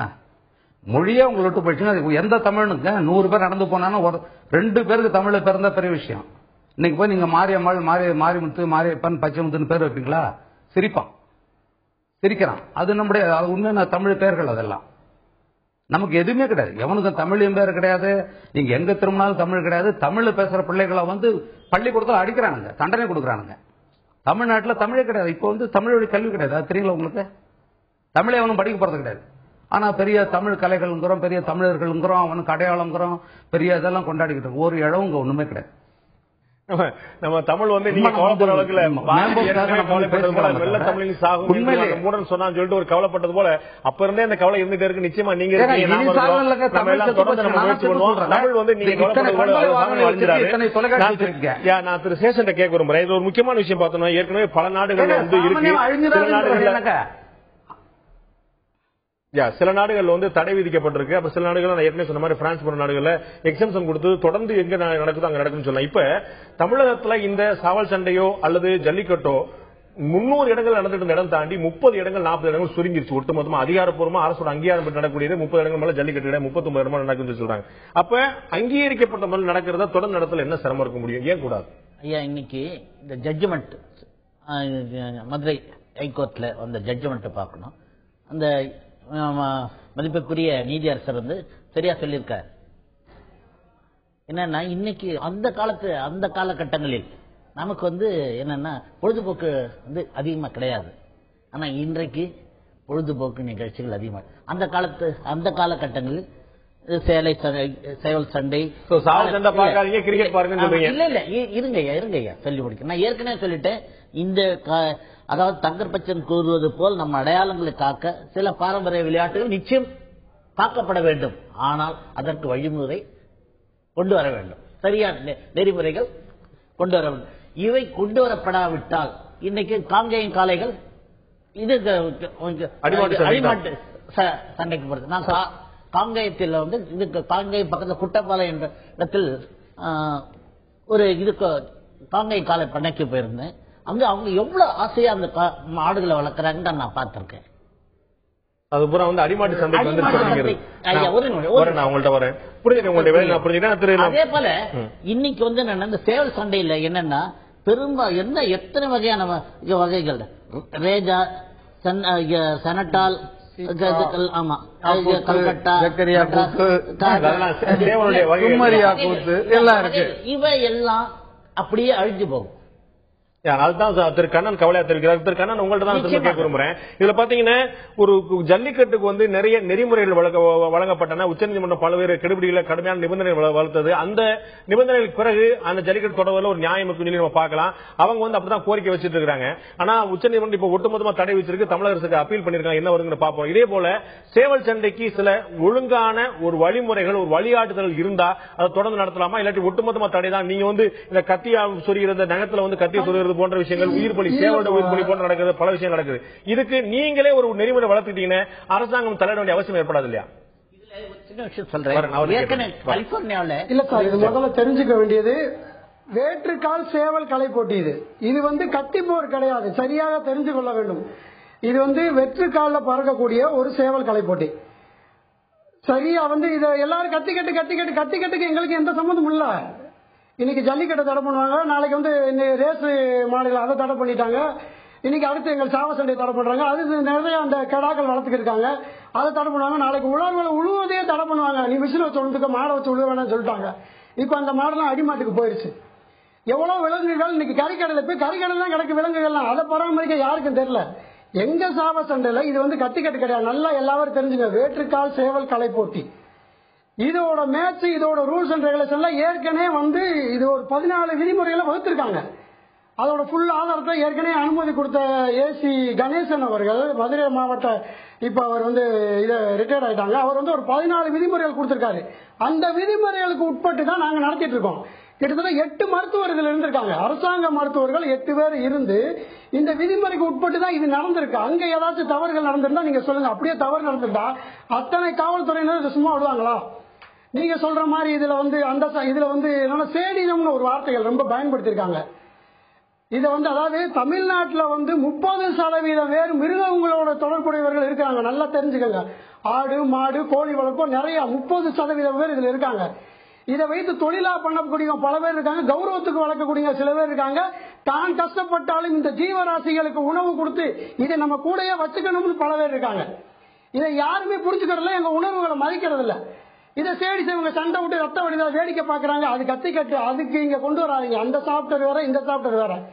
எங்களோட பிள்ளைகள் போன்றதான் நாங்க இதை வளர்த்துக்கிட்டு இருக்கோம். நாங்க வீட்டுக்குள்ள குடியிருக்கிற இடத்துலதான், எங்க பெட்டுல தான் அந்த சாவலை கட்டி போட்டு வச்சிருப்பேன் நானு.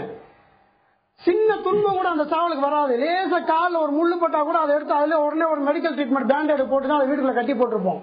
சரியான நேரத்தில் உணவு கொடுக்கறது, சரியான நேரத்தில் அதை கவனிக்கிறது, இதை எல்லாரும் பேசுவாங்க. இதை செய்யக்கூடாதுன்னு சொல்லி அதை யாருனாச்சும் அதை வழிமுறையா வளர்த்து அதை பின்பற்றி இன்னைக்கு வந்து உயர்நீதிமன்றம் தடை பண்ணிருக்கு. அந்த உயர்நீதி அரசர் அவர் வந்து இதை விஞ்ஞானபூர்வமா ஆர்வமாகட்டும், அவர் ஆராயட்டும். ஒரு கோழி சாவலை கொண்டு அவர் வீட்டில் வளர்க்கட்டும், இந்த பிரீடுகளை கொண்டு வளர்க்கட்டும். அதை வளர்த்து அதோட ஜீனு கரெக்டா பாத்தீங்கன்னா 22 நாள் அந்த கோழி முட்டையிட்டு 22 நாள் அடகட்டு குஞ்சு பொறிக்கும். 40 நாள்ல சண்டைக்கு உண்டான ஜீனு அதோட உடம்புல உருவாயிரும். அந்த 40 நாள் குஞ்சுகள் ரெக்க கூட இருக்காது. அதுக்கெல்லாம் சண்டை போட்டு கொத்தி தன்னோட உடம்புல தொழிலாம் உரிச்சிட்டு இருக்கும். அந்த நேரத்தில் அதுகளை பக்குவமா பிடிச்ச ஒரு கூட்டுக்குள்ள போட்டு வளர்த்து 12 மாசம் 14 மாசங்கள் வளர்த்ததுக்கு அப்புறம் தான் அதை ட்ரெயின் அப்புக்கு வெளியே எடுப்போம். நீங்க இந்த சாவல்களை நாங்க சண்டையா செயற்கையா உருவாக்க வேண்டிய அவசியம் அதுகளுக்கு கிடையாது. 100 மீட்டருக்கு அங்கிட்டு ஒரு சாவல் கூவுச்சுன்னு வச்சுங்க, இது இங்க இருந்து கூவிடும். அது 100 மீட்டருக்கு அங்கிட்டு இருக்கும். அந்த சத்தத்தை கேட்டு அந்த வழியை பார்த்து அது போயிட்டே இருக்கும் சண்டைக்கு. அது இயற்கையான அதோட குணங்கள். அதுகளை பாதுகாக்கிறது தான் எங்களோட வேலை. இயற்கையான குணம் தான் எங்களோட நோக்கம் சொல்றீங்க. நான் கேட்க 2 விஷயம் நான் அவர்கிட்ட எடுக்க விரும்புறேன், உங்கள்ட்ட கேட்க விரும்புறது. ஒண்ணு வந்து கத்தி போடுற சண்டை எங்கள்கிட்ட கிடையாது, அது வேற சண்டை, அந்த பழக்கம் கிடையாது. 8 டாக்டர்கள் முன்னாடி நாங்க ஏற்கனவே 14 விதிமுறைகள் முன்னாடி இருந்த ஏசியோட தலைமையில அவர் வகுத்த விதிமுறைகள் அடிப்படையில் பண்ணிட்டு இருக்கோம். இது நீங்க கண்ணால பார்க்கலாம் சொல்றாங்க. ஜல்லிக்கட்டு போய் ஒன்னா கொண்டு போயிட்டு இருக்காங்க. நாங்க வந்து துன்புறுத்தக்கூடிய விஷயங்கள் கிடையாது. எங்க வீட்டுல என்னுடைய பெட்ல தான் என்னுடைய சாவல்லாம் இருக்கும், நீங்களே பார்க்கலாம்னு சொல்றாரு.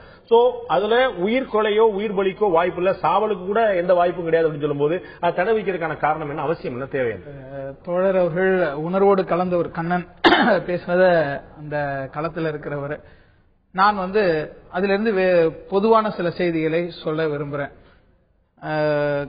இந்த உலகமே ஒளிப்பதிவு கருவிகளை வைத்து பார்த்து கொண்டிருக்கிறது கிரிக்கெட் ஆட்டத்தை. அதுல முறைகேடு நடக்கிறத செய்திகள்ல படிக்கிறோம். நீங்க காவல்துறை முன்னாடி நடக்குது, முறைகேடு நடக்குமான்னு கேக்குறீங்க. முறைகேடு நடந்தா அதை தடுக்கணும். முறைகேடு நடக்கிறதுக்காக ஒட்டுமா தடை விதிப்பது ஒரு விஷயம் முறைகேடு நடக்கும். இல்ல நான் சொல்ல வர்றது இங்க பாருங்க. இப்போது 2 விஷயம் அதுல தெளிவுபடுத்தணும். முதலில் இது தமிழரின் பாரம்பரிய விளையாட்டுன்னு சொன்னாங்க இல்லையா, அப்படி அல்ல. இது உலகம் முழுவதும் இருக்குது. அதனாலதான் உலகம் ஒரு நிமிஷம் அந்த 2 வரியை மட்டும் திருத்த விரும்புறேன். தமிழரின் பாரம்பரிய விளையாட்டு சொன்னாங்க இல்லையா, அப்படி இல்ல. உலகம் முழுக்க சொல்றீங்களா தமிழ்நாட்டும் கூட இல்ல தமிழருக்கு உலகம் வேற இடத்துல. அமெரிக்காவுக்கும் அதான் நான் சொன்ன தி ரூட்ஸ் என்ற அலெக்ஸ் ஹேலியுடைய நாவல் அமெரிக்க நாவல். இப்பொழுது அமெரிக்க இளைஞர்கள் சாவல் சண்டை விட்டுக்கிட்டு இருக்கிறாங்களா அல்லது வேற இருக்கிறாங்க பாருங்க. நான் ஒரு விஷயம் நான் சொல்லி முடிச்சிடறேன். இதுல தோழர் தங்கர் பச்சான் ஒரு செய்தி நாங்கள் மிகவும் மதித்து போட்டுகிற உலகத்துல எத்தனை நாடுகள்ல இன்னைக்கும் அது இருக்குங்கிறது தெரியும் இல்ல. ஒட்டக சண்டை இருக்குது, சிலந்தி பூ சண்டை இருக்குது, நாய் சண்டை இருக்குது. உலகம் நீங்க சொல்லக்கூடிய மேற்கத்திய நாடுகள் இன்னமும் இருக்குது.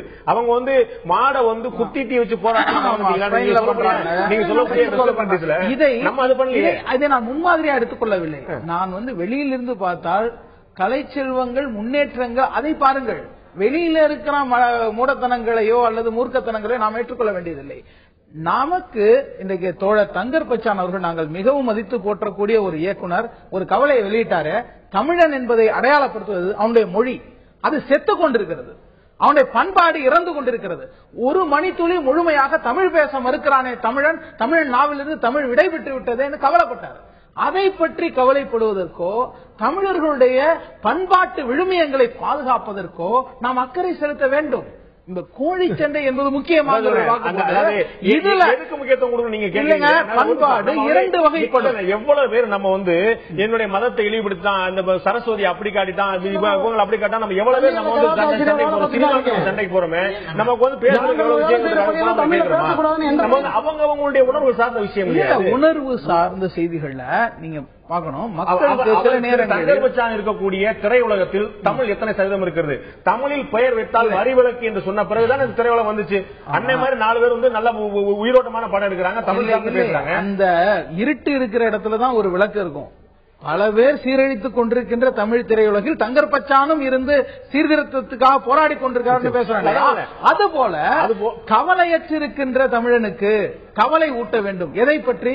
அவனுடைய பண்பாடு அவன் களவாடப்படுவதை பற்றி. மாறாக மாட்டுச்சண்டையும் கோழிச்சண்டையும் தான் உன் கலாச்சாரம், இதுதான் உன்னுடைய பண்பாடுன்னு இளைஞனுக்கு அது நம்முடைய வரலாறா இருக்கலாம். உங்களுடைய மொழி ஆளுமையினால நீங்க 2 வார்த்தை உள்ள பூத்துறீங்க. மொழி மாட்டு சண்டையும் கோழி சண்டையும் தான் உன்னுடைய அடையாளம் சொல்றீங்க. இல்ல, மாட்டு சண்டையும் கோழி சண்டையும் கூட அது அடையாளம் இல்லை, அது வரலாறு. நீங்க அருங்காட்சியகத்தில் இருப்பது வேறு, அடுப்பங்கரையில் இருப்பது வேறு.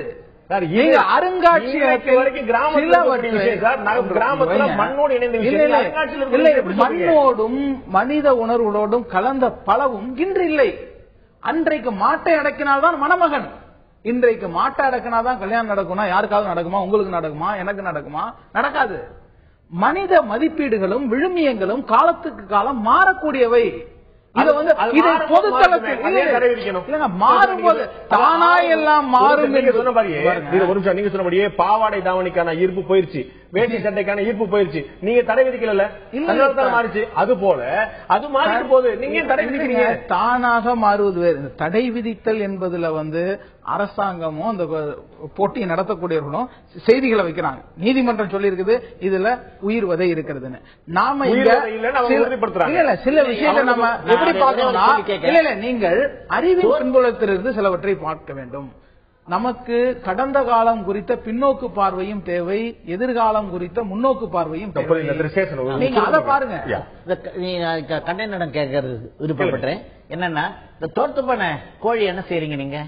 இது வளர்க்கிறவங்களுக்கு தான் அதோட பத்தி கரெக்டா, அதை வளர்க்கிறவங்களுக்கு அதோட பத்தி ரூல்ஸ் ரெகுலேஷன், அதுக்கு என்ன செய்யணும் ஏது செய்யணும். தோத்து போன கோழி தயவு செய்து நீங்க தவறு தோத்து போன கோழியே விருந்துக்கு பயன்படுத்தப்படுகிறது. அதுதான் உண்மை. நான் வந்து உங்களை வந்து நான் குறை சொல்லல. என்னன்னா நான் உங்களோட அருமையான பாயிண்ட் கேட்டீங்க. என்னோட நான் முடிச்சு புரிஞ்சுக்கிறேன் சார். தோத்து போன கோழி விருந்துக்கு போயிருது. நான் கேக்குறேன், நாமக்கல்லையும் பல்லடத்துலயும் வந்து எங்கேயுமே தோத்து போகாம சும்மா இருக்கிற கோழி டெய்லி சாவுது. நான் வந்து முன்னாடியே சொன்னேன், நம்ம பாரம்பரிய உயிரினங்கள் காக்கப்படணுன்றதுக்காக இந்த விளையாட்டுகள் வந்தது. இதை மறந்துட்டு நம்ம வந்து இதுதான் நம்ம இது பண்பாடு அதுக்கு சண்டை போட்டுட்டு இருக்கோம். கோழி காப்பாற்றப்படணும்ன்றதுக்காக தான் இந்த சண்டைகள் வளர்க்கப்படணும். ஆனால் சில வரைமுறைகள் ஏற்படுத்தப்படணும். இவர் சொல்றாரு உண்மையாக, அதாவது வெறுங்கால் சேவல் சண்டை சென்னையில, தஞ்சாவூர்ல, திருச்சி, சேலம் இந்த இடங்கள்ல தான் இது நடக்குது.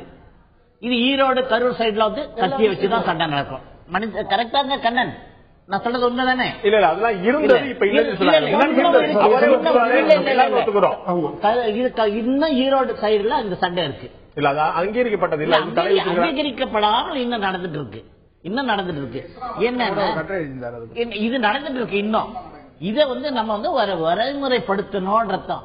ரெண்டாவது என்னன்னா, இவர் சொல்றாரு இல்லையா, நாங்க சண்டை போடுறதுக்கு பெரும்பாலும் கோழிகளுக்கு ஒரு சிறப்பு குணம் என்னன்னா, ஒரு ஆண் சேவல் என்ன பண்ணனா தன்னோட பேடையை பிடிக்கணுன்றதுக்காக அதை கவர்றதுக்கு வர இன்னொரு கோழியோட சண்டை விடாது, உயிர் போற வரைக்கும் சண்டை போட்டு தோர்த்து ஒண்ணு தன்னோட உயிரை விட இல்லைன்னா அதோட உயிரை எடுக்கும்.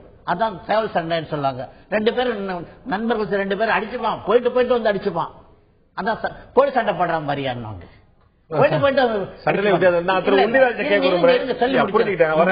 நிகழ்ச்சி முடிக்க வேண்டியது. திரு உண்டிராஜ கேட்க விரும்புறேன். இப்போ தமிழக அரசு வந்து ஜல்லிக்கட்டுக்கு மீதான தடையை வந்து எதிர்த்து சுப்ரீம் கோர்ட்ல வந்து மறுசீராய்வு மனு தாக்கல் பண்ணிருக்காங்க. அது போல இப்ப இன்னைக்கு வந்து தமிழக அரசு தடை விதிக்கல, உயர்நீதிமன்றம் தடை விதிக்க சொல்லி ஒரு பரிந்துரை தான் பண்ணிருக்கு, தடை விதிக்கப்படல. இப்ப தமிழக அரசு, அரசியல் கட்சிகள் என்ன செய்யணும் நீங்க நினைக்கிறீங்க? சுருக்கமா திரு உண்டிராஜ். சார், இது வந்து எங்களுக்கு இடைக்கால தடையா தான் சார் நினைக்கிறோம். எங்களுக்கு கலாச்சாரத்தை வந்து மாண்புமிகு தமிழக அம்மா வந்து மறுபரிசீலனை செய்திருக்காங்க. அது வந்து திரும்பியும் தமிழக கலாச்சாரத்துல வந்து ஜல்லிக்கட்டு கண்டிப்பா நடந்தே ஆகணுங்கிற எண்ணத்துல நாங்க தமிழரோட எண்ணங்கள் எல்லாமே அதே மாதிரி இருக்கு.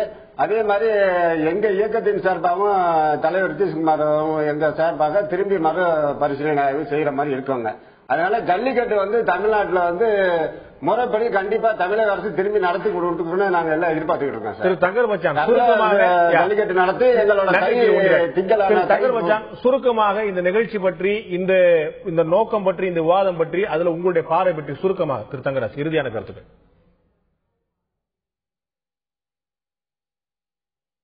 அந்த நம்முடைய ஜல்லிக்கட்டு தடை செய்யப்பட்டதுல எனக்கு மிகப்பெரிய வருத்தம் இருக்கு. அதே மாதிரி ஒன்றாதான் நான் இதையும் பார்க்கிறேன். இப்படி நான் சொல்றதுக்கு என்னடா இப்படி பேசுறான் அப்படின்னு நினைக்காதீங்க. இது வந்து இது உழைக்கும் மக்களுக்கான ஒரு விளையாட்டுங்க. நீங்க அப்படிதான் பார்க்கணும். ஒரு குளிரூட்டப்பட்ட ஏசி அறைக்குள்ள உட்காந்துக்கிட்டு நீங்க வந்து வீடியோவில் விளையாடுறது இல்லை. அது உழைக்கும் மக்களுக்கு சில நம்பிக்கைகள் இருக்கு, அவனுடைய வாழ்க்கை முறை வேற. அதுக்குள்ள நீங்க வரைமுறைகளை நீங்க வந்து வைக்கலாம், விதிமுறைகளை நீங்க வந்து கட்டுப்பாட காலத்திற்கு மாதிரி கொண்டு வரலாம். இப்ப சொல்றேன், நீங்க வந்து தமிழ்நாடு அரசு மனு பண்ணியிருக்காங்க. நிச்சயமாக மீண்டும் ஜல்லிக்கட்டு தமிழ்நாட்டில் நடத்தக்கூடிய அனுமதி கிடைக்கத்தான் போகுது. அதே போல இதுல இப்ப வந்து உயர்நீதிமன்றம் இதை வந்து பரிந்துரை பண்ணியிருக்காங்க, இதுல வந்து தடை விதிக்கலாம் அப்படிங்கிற மாதிரி. ஆனா தடை விதிக்க கூடாதுங்கிறதுல எனக்கு சொல்றதை விடவும் இதுல விதிமுறைகளை கொண்டு வரணும். ஒட்டுமொத்தமாக நெறிமுறை வேறு அப்படிங்கிற உங்களுடைய பார்வை இருக்கு. நான் புரிஞ்சுக்கிட்டேன். நன்றி சுருக்கமாக. ரெண்டுலயுமே நான் இந்த செய்தியில வலியுறுத்தி சொல்ல வேண்டிய செய்தி, இந்த கோழிச்சண்டையுடைய வரலாறு இதெல்லாம் படித்து பார்க்கும்போது அந்த காலத்தில் போர் இல்லாத காலத்தில் போர் என்ன இப்போது அது எந்த வகையிலும் மனிதர்களுக்கு இடையிலான பகைமைக்கு வித்திட்டு விடக்கூடாது. அது இல்லை என்று யாராலும் சொல்ல முடியாது. கோழிச்சண்டையிலோ ஜல்லிக்கட்டிலேயோ அது சாதிய வன்மமாக அல்லது மனிதர்களுக்கு இடையிலான பகையாக மாறிவிடுகின்றது. அது இல்லாத வகையில் தடை செய்துவிட்டு நீங்கள் இதை சிந்திக்க வேண்டும். இப்போது கோழிச்சண்டை நான் அதுல பாக்குறது, இது இனக்குழு இடையிலான மோதலாக அது மாறிவிடுகின்றது. மனித உயிர்களை பழிவாங்கி விடுகின்றது. மனித வதையை கண்டுதான் பயப்படுறேன். திரு கண்ணன் இறுதியான கருத்து சுருக்கமா. திரு கண்ணன் காலத்திலிருந்து இதை சித்தரிச்சிருக்கீங்க நீங்க. கண்ணன், உங்களுடைய இறுதியான கருத்துக்களை பதிவு செய்யுங்க. நீங்க என்ன கோரிக்கை வைக்க விரும்புறீங்க? சார் இன்னைக்கு தமிழ்நாடு முதலமைச்சர் அம்மா அவர்களுக்கு நாங்கள் மிகப்பெரிய ஒரு கோரிக்கை வைக்கிறோம். மிருகங்களை சார்ந்த மனிதர்கள், மண்ணை சார்ந்த மனிதர்கள் 30% பேர் இந்த தமிழ்நாட்டில் இருக்காங்க. இதை ஆராய்ந்து, இதை அறிவுபூர்வமா ஆராய்ந்து, இது விஞ்ஞானிகள் சில பேரை தொடர்பு கொண்டு இதை செய்யலாமா வேண்டாமான்னு அவங்க சரியான கருத்துக்கள் எடுத்து இதை சரியான விதிமுறைகளுக்கு உட்பட்டு ஜல்லிக்கட்டா இருக்கட்டும், ரேஸ் கிளாரஸா இருக்கட்டும், கோழி சண்டையா, சாவல் சண்டையா இருக்கட்டும், கெடா சண்டையா இருக்கட்டும், விதிமுறைகள் உண்டாக்கி பாரம்பரியத்தை காப்பாற்ற வேண்டியது முதலமைச்சர் அம்மா அவர்களோட இது மிகப்பெரிய கடமை. அவர்கள் இதை செய்வார்கள் என்று நாங்கெல்லாம் நம்பிக்கொண்டுதான் இருக்கோம். நம்பிக்கொண்டுதான் இதை மேல்முறையை நாங்கள் பண்ணிட்டே இருக்கோம். நன்றி திரு கண்ணன், உங்களுடைய உணவுகளை எங்களோட பகிர்ந்து கொண்டதுக்காக.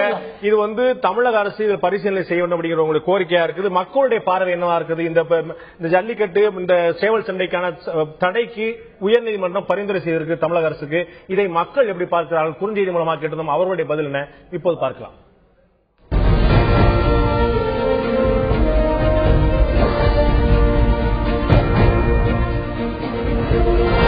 சேவல் சண்டைக்கு தடை செய்ய கோரி பரிந்துரை அளித்தது சரி என்று 14% மக்களும், தவறு என்று 40% மக்களும், விதிகளை கடுமையாக்கி தொடரலாம் என்று 46% மக்களும் தெரிவித்திருக்கிறார்கள். இந்த விதிகளை கடுமையாக்க வேண்டும் என்று 46% மக்களும், தடை விதித்திருக்க கூடாது, தடை பரிந்துரை செய்திருக்கூடாது 40% மக்களும், சரியான முடிவுதான், சரியான தீர்ப்பு தான், சரியான பரிந்துரை தான் என்று 14% மக்களும் தெரிவித்திருக்கிறார்கள்.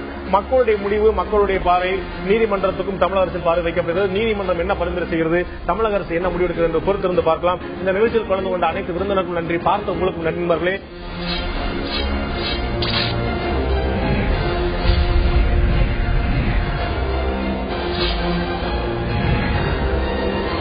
பொறியியல் கல்லூரியுடைய தரவரிசை பட்டியலை அண்ணா பல்கலைக்கழகம் வெளியிட்டது. அது கல்லூரிகளுக்கு மட்டுமில்லாமல், மாணவர்களுக்கு மட்டுமில்லாமல், இன்னும் சொல்ல போனால் அண்ணா பல்கலைக்கழகத்துக்கே கூட ஒரு அதிர்ச்சியை தந்திருக்கக்கூடிய செய்தியாக தான் இருக்க முடியும். அந்த அண்ணா பல்கலைக்கழகத்துடைய தலைமையில் இயங்கக்கூடிய தேர்வு, அவர்களுக்கு கேள்வித்தாள் வழங்கக்கூடிய, வினாத்தாள் வழங்கக்கூடிய கல்லூரிகளுடைய தேர்ச்சி விகிதம் எந்த அளவுக்கு இருக்கிறது, மிகப்பெரிய அதிர்ச்சியாக இருக்கிறது. இதை பற்றி தான் இன்றைய ஆய்தெழுத்து நீட்சியில் நாம் விவாதிக்க இருக்கிறோம். அந்த விவாதத்தில் செல்வதற்கு முன்னால் இது பற்றிய தொகுப்பை இப்போது பார்க்கலாம்.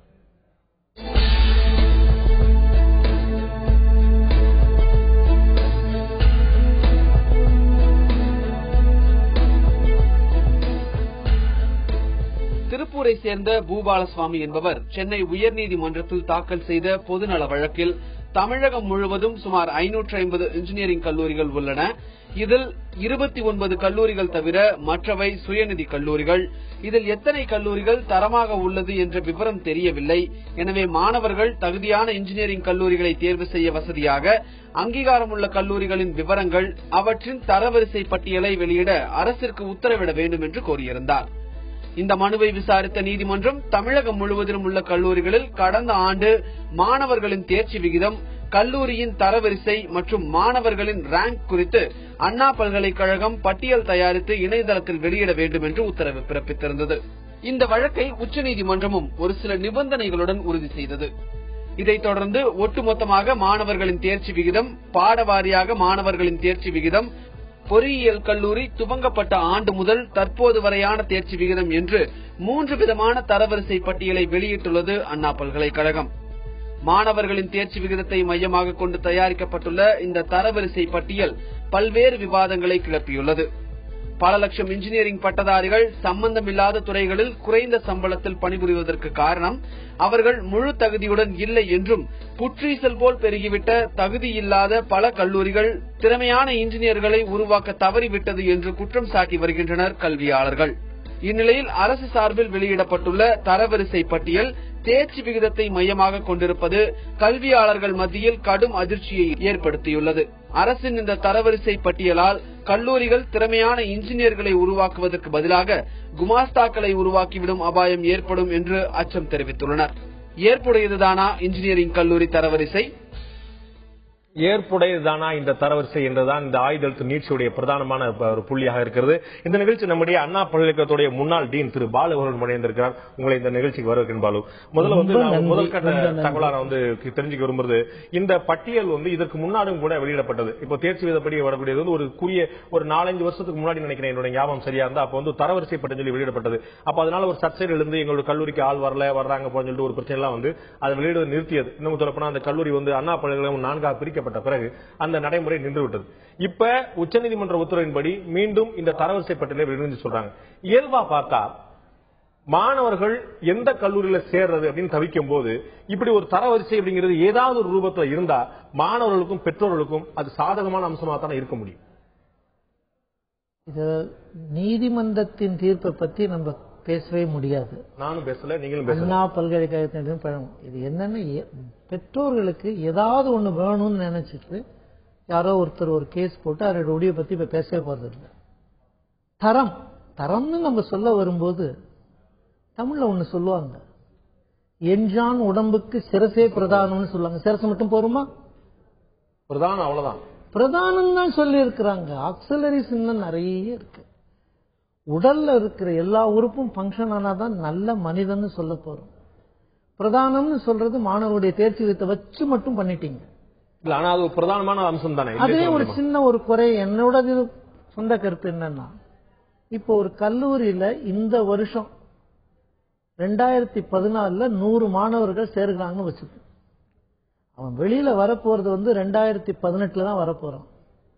அவன் ஒரு பாடத்திலையும் ஃபெயில் ஆகாமல் தவறாமல் 8 செமஸ்டரும் பாஸ் பண்ணி 2018 அந்த கல்லூரியில் 89 மாணவர்கள் வந்தாருன்னா 89/100 சொல்லி 89% சொல்லலாம். இந்த பொறியியல் கல்லூரி பரீட்சையை பார்க்கணும்னா கொஞ்சம் வேடிக்கையா இருக்கும். 1ஆம் கிளாஸ்ல ஃபெயில் ஆனாலும் 1ஆம் கிளாஸ் தான். ஃபர்ஸ்ட் செமஸ்டர்ல ஃபெயில் ஆயிட்டு இன்ஜினியரிங் மேத்தமேட்டிக்ஸ்ல ஃபெயில் ஆயிட்டு 6வது செமஸ்டர்ல கூட அவன் எழுதுறான். அதனால நம்ம இந்த தரத்தை பத்தி பேச வரும்போது டோட்டல் தரம் என்ன இருக்குங்கிறத நம்ம தெரிஞ்சுக்கணும். அதுக்காக தானே ஒரு சராசரியா கடந்த 3 செமஸ்டர் சேர்த்து வெளியிட்டு இருக்காங்க. அவங்க ஒரு செமஸ்டர் மட்டும் வெளியிட்டாங்க நீங்க சொல்லலாம். உச்சநீதிமன்ற உத்தரவு வந்திருக்கு. வந்த பிறகு என்ன சொல்றாங்க, கடந்த 3 செமஸ்டருடைய தேர்வு முடிவு வெளியிடுறாங்க. நீங்க சொல்றீங்க பிரதானம் சொல்லிட்டு அதை மட்டுமே நம்ம பார்க்க முடியுமா? ஆனா ஒரு பள்ளிக்கூடம் வச்சுக்கோங்க, ஒரு தனியார் பள்ளிக்கூடமோ அரசு பள்ளிக்கூடமோ வைக்கும் போது நம்ம தேர்ச்சி வீதம் அடிப்படையா நம்ம பாக்குறோம் இல்லையா? இந்த கல்லூரியில இந்த பள்ளிக்கூடத்துல இவ்வளவு ஒரு தேர்ச்சி வீதம் இருக்கு அப்படின்னா அங்க ஒரு நல்ல சிக்ஷை நல்ல ஒரு படிப்பு சொல்லி தர்றாங்க அப்படிங்கிற இயல்பான என்ன எல்லாருக்குமே இருக்கத்தானே செய்யும். இந்த ப்ரோக்ராமுடைய தலைப்பு ஆயுத எழுத்து. தமிழ்லயே ஒரு யுனிக் எழுத்து ஆயுத எழுத்து. ஒரு கல்லூரி சிறப்பா இருக்கணும்னா மாணவர்கள், ஆசிரியர்கள், அந்த நிர்வாகம், இது 3ஐயும் வச்சுதான் நம்மளால தரம்னு சொல்ல முடியும். தரங்கிறது என்னது? ஒரு நல்ல மனிதன் எப்படி இருக்கணும்னா கை கால் நல்லா இருக்கணும், எல்லாம் நல்லா இருக்கணும்னு சொல்றோம். நல்ல ஆசிரியர்கள் இருக்கணும், ஒரு கல்லூரிக்கு பரிசோதனை சாலை இருக்கணும். ஒருத்தன் ஒரு கிட்டத்தட்ட ஒரு 50% மேற்பட்ட கல்லூரிகள் ஒரு முழுமையான தேர்ச்சி 50% மேற்பட்ட தேர்ச்சியை பெறல அப்படின்னு சொல்லி சொல்லும் போது அங்க ஆசிரியர்கள் சரியில்லைன்னு தான் அர்த்தம். அந்த தேர்ச்சி விதத்துல அந்த லட்சணம் தெரிஞ்சிருமே. நிச்சயமாக தெரியும். அப்ப நம்ம தேர்ச்சி விதத்தை மட்டுமே பார்க்க கூடாது. நீங்க சொல்லல என்ன லாஜிக் இருக்கு? தேர்ச்சி விதம் பார்த்தா அங்க இருக்கக்கூடிய உபகரணங்களுடைய நிலைமை தெரிஞ்சிடும், அங்க இருக்கக்கூடிய லெபரட்டரியோட நிலைமை தெரிஞ்சிடும், அவங்க சொல்லி படக்கூடிய பாடம் கற்றுத்தர முறை பற்றி தெரிஞ்சிடும். வேற என்ன தெரிஞ்சுக்கணும்? நீங்க அதுக்கான தேர்ச்சி விகிதங்கிறது எப்படி பாஸ் பண்றங்கிறது தெரிஞ்சுக்கிறதா வச்சிருக்காங்க. பாஸ் பண்ணினால் மட்டும் போதுமாங்கிற ஒரு கேள்விக்கு நம்ம பதில் சொல்லக்கூடாது. இல்ல, அது நாங்க நிச்சயம் அது அடுத்த கட்ட விவாதம். நம்ம பிரதான நம்முடைய தொகுப்புல சொன்ன மாதிரி இன்ஜினியரிங் படிச்சு முடிச்சுட்டு அவன் இன்ஜினியராக ஆயிட்டானா இல்லாட்டி எங்கேயா கிளர்க் வேலைக்கு போறானாங்கிறது அடுத்த கேள்வி. முதல்ல இன்ஜினியராக ஆக்குறீங்க. என்னுடைய கேள்வி, இன்ஜினியரிங் கல்லூரி நீங்க வச்சுட்டு பொறியியல் கல்லூரி வச்சிருக்கீங்க, இது சூப்பர்வைஸ் பண்றதுக்கு ஒரு பல்கலைக்கழகம், இவ்வளவு பெரிய பல்கலைக்கழகம் இருக்குது, இந்தியாவிலே புகழ்பெற்ற உலகத்துல சர்வதேச தரம் வாய்ந்த ஒரு பல்கலைக்கழகம் இருக்குது. அப்ப இங்க நடத்தப்படுற தேர்வுல வினாத்தால் நீங்க தான் கொடுக்குறீங்க எல்லாருக்கும். அப்ப அவன் பாஸ் பண்றானா இல்லையாங்கிற கேள்வி எனக்கு வரக்கூடாதா? நிச்சயமா உங்க கேள்வி கரெக்ட் தான். அதாவது நீங்க கேட்கிற ஒரு கேள்வி பாஸ் பண்ணினானா இல்லையா, அது ஒத்துக்கிறேன். தேர்ச்சி மாணவனுடைய மெயின் பங்கனே தேர்ச்சி விகிதம் தான். நான் இல்லைன்னு சொல்ல. இதை வச்சுட்டு நம்ம இந்த கல்லூரி மோசம், இந்த கல்லூரி நல்லா இருக்குன்னு இப்போ அவங்க வெளியிட்டு இருக்கிற இதுலயே பாருங்க, முதல் நம்பர் இருக்கிற காலேஜ் 2வது வருஷத்துல வேற எங்கேயாவது இருக்கும். தவறுது. அது காரணம் என்னன்னு கேட்டா இந்த அரியர்ஸ்னு ஒண்ணு வருது. அதுக்கு தான் சொன்னேன், தேர்ச்சி விகிதத்தை வச்சு நான் தரம் பிரிக்கணும்னு நான் நினைச்சிருந்தா சயின்டிபிக்கா விஞ்ஞான முறைப்படி நான் பண்ணணும்னா 2010 எத்தனை மாணவர்கள் அந்த கல்லூரியில சேர்ந்தான்னு பார்ப்போம். 2014 இப்ப தேர்ச்சி அவன் பட்டு வந்திருக்கணும். எந்த 8 செமஸ்டர்லயும் அவன் தவறாம பாஸ் பண்ணி எத்தனை மாணவர்கள் வராங்கன்னு பாருங்க. அதுதான் சரியான ரேங்கிங் தர கருத்து. அப்படின்னா இருக்கவே இருக்காது. கூட வெளியே வர முடியாது. நீங்க சொல்றத பார்த்தா இல்லையா? வருவாங்களே, நிச்சயமா வருவாங்க. நீங்க சொல்றது 4 ஆண்டு முடிந்த உடனே எந்த அரியரும் இல்லாம வர்றவன் வரணும். நிச்சயமா ஒவ்வொரு செமஸ்டர்லயுமே முழுமையா பாஸ் பண்றாங்க கிடையாதுல்ல. இப்ப அதுதான் இப்ப கேள்விக்குறியா போகுது. இப்போ எப்படி வேணாலும் நம்ம இன்ஜினியர் வேலை வாய்ப்பு வரும்போது அரியர்ஸ் இருக்கக்கூடாதுன்னு ஒரு கேள்வி போடுறாங்க அவங்க. மாணவன் எந்தெந்த இடத்துல எல்லாம் கஷ்டப்படுத்தணும்னு 4 ஆண்டுகள் முடிக்கும் போது 4 ஆண்டுக்கு முடிக்கும் போது அரியர்ஸே இருந்திருக்க கூடாது. அப்ப அது கஷ்டமா உங்களுக்கு தெரியும் இல்லையா? சரியான பாயிண்ட். நான் வந்து வேலைக்கு எடுக்கணும்னு நினைக்கும் போது அந்த பட்டப்படிப்பு முடிச்சிருக்கணும் தான் நினைப்பேன். அரியர் வச்சிருக்காங்கன்னா அந்த பட்டப்படிப்பு முடிக்கலன்னு அர்த்தம்.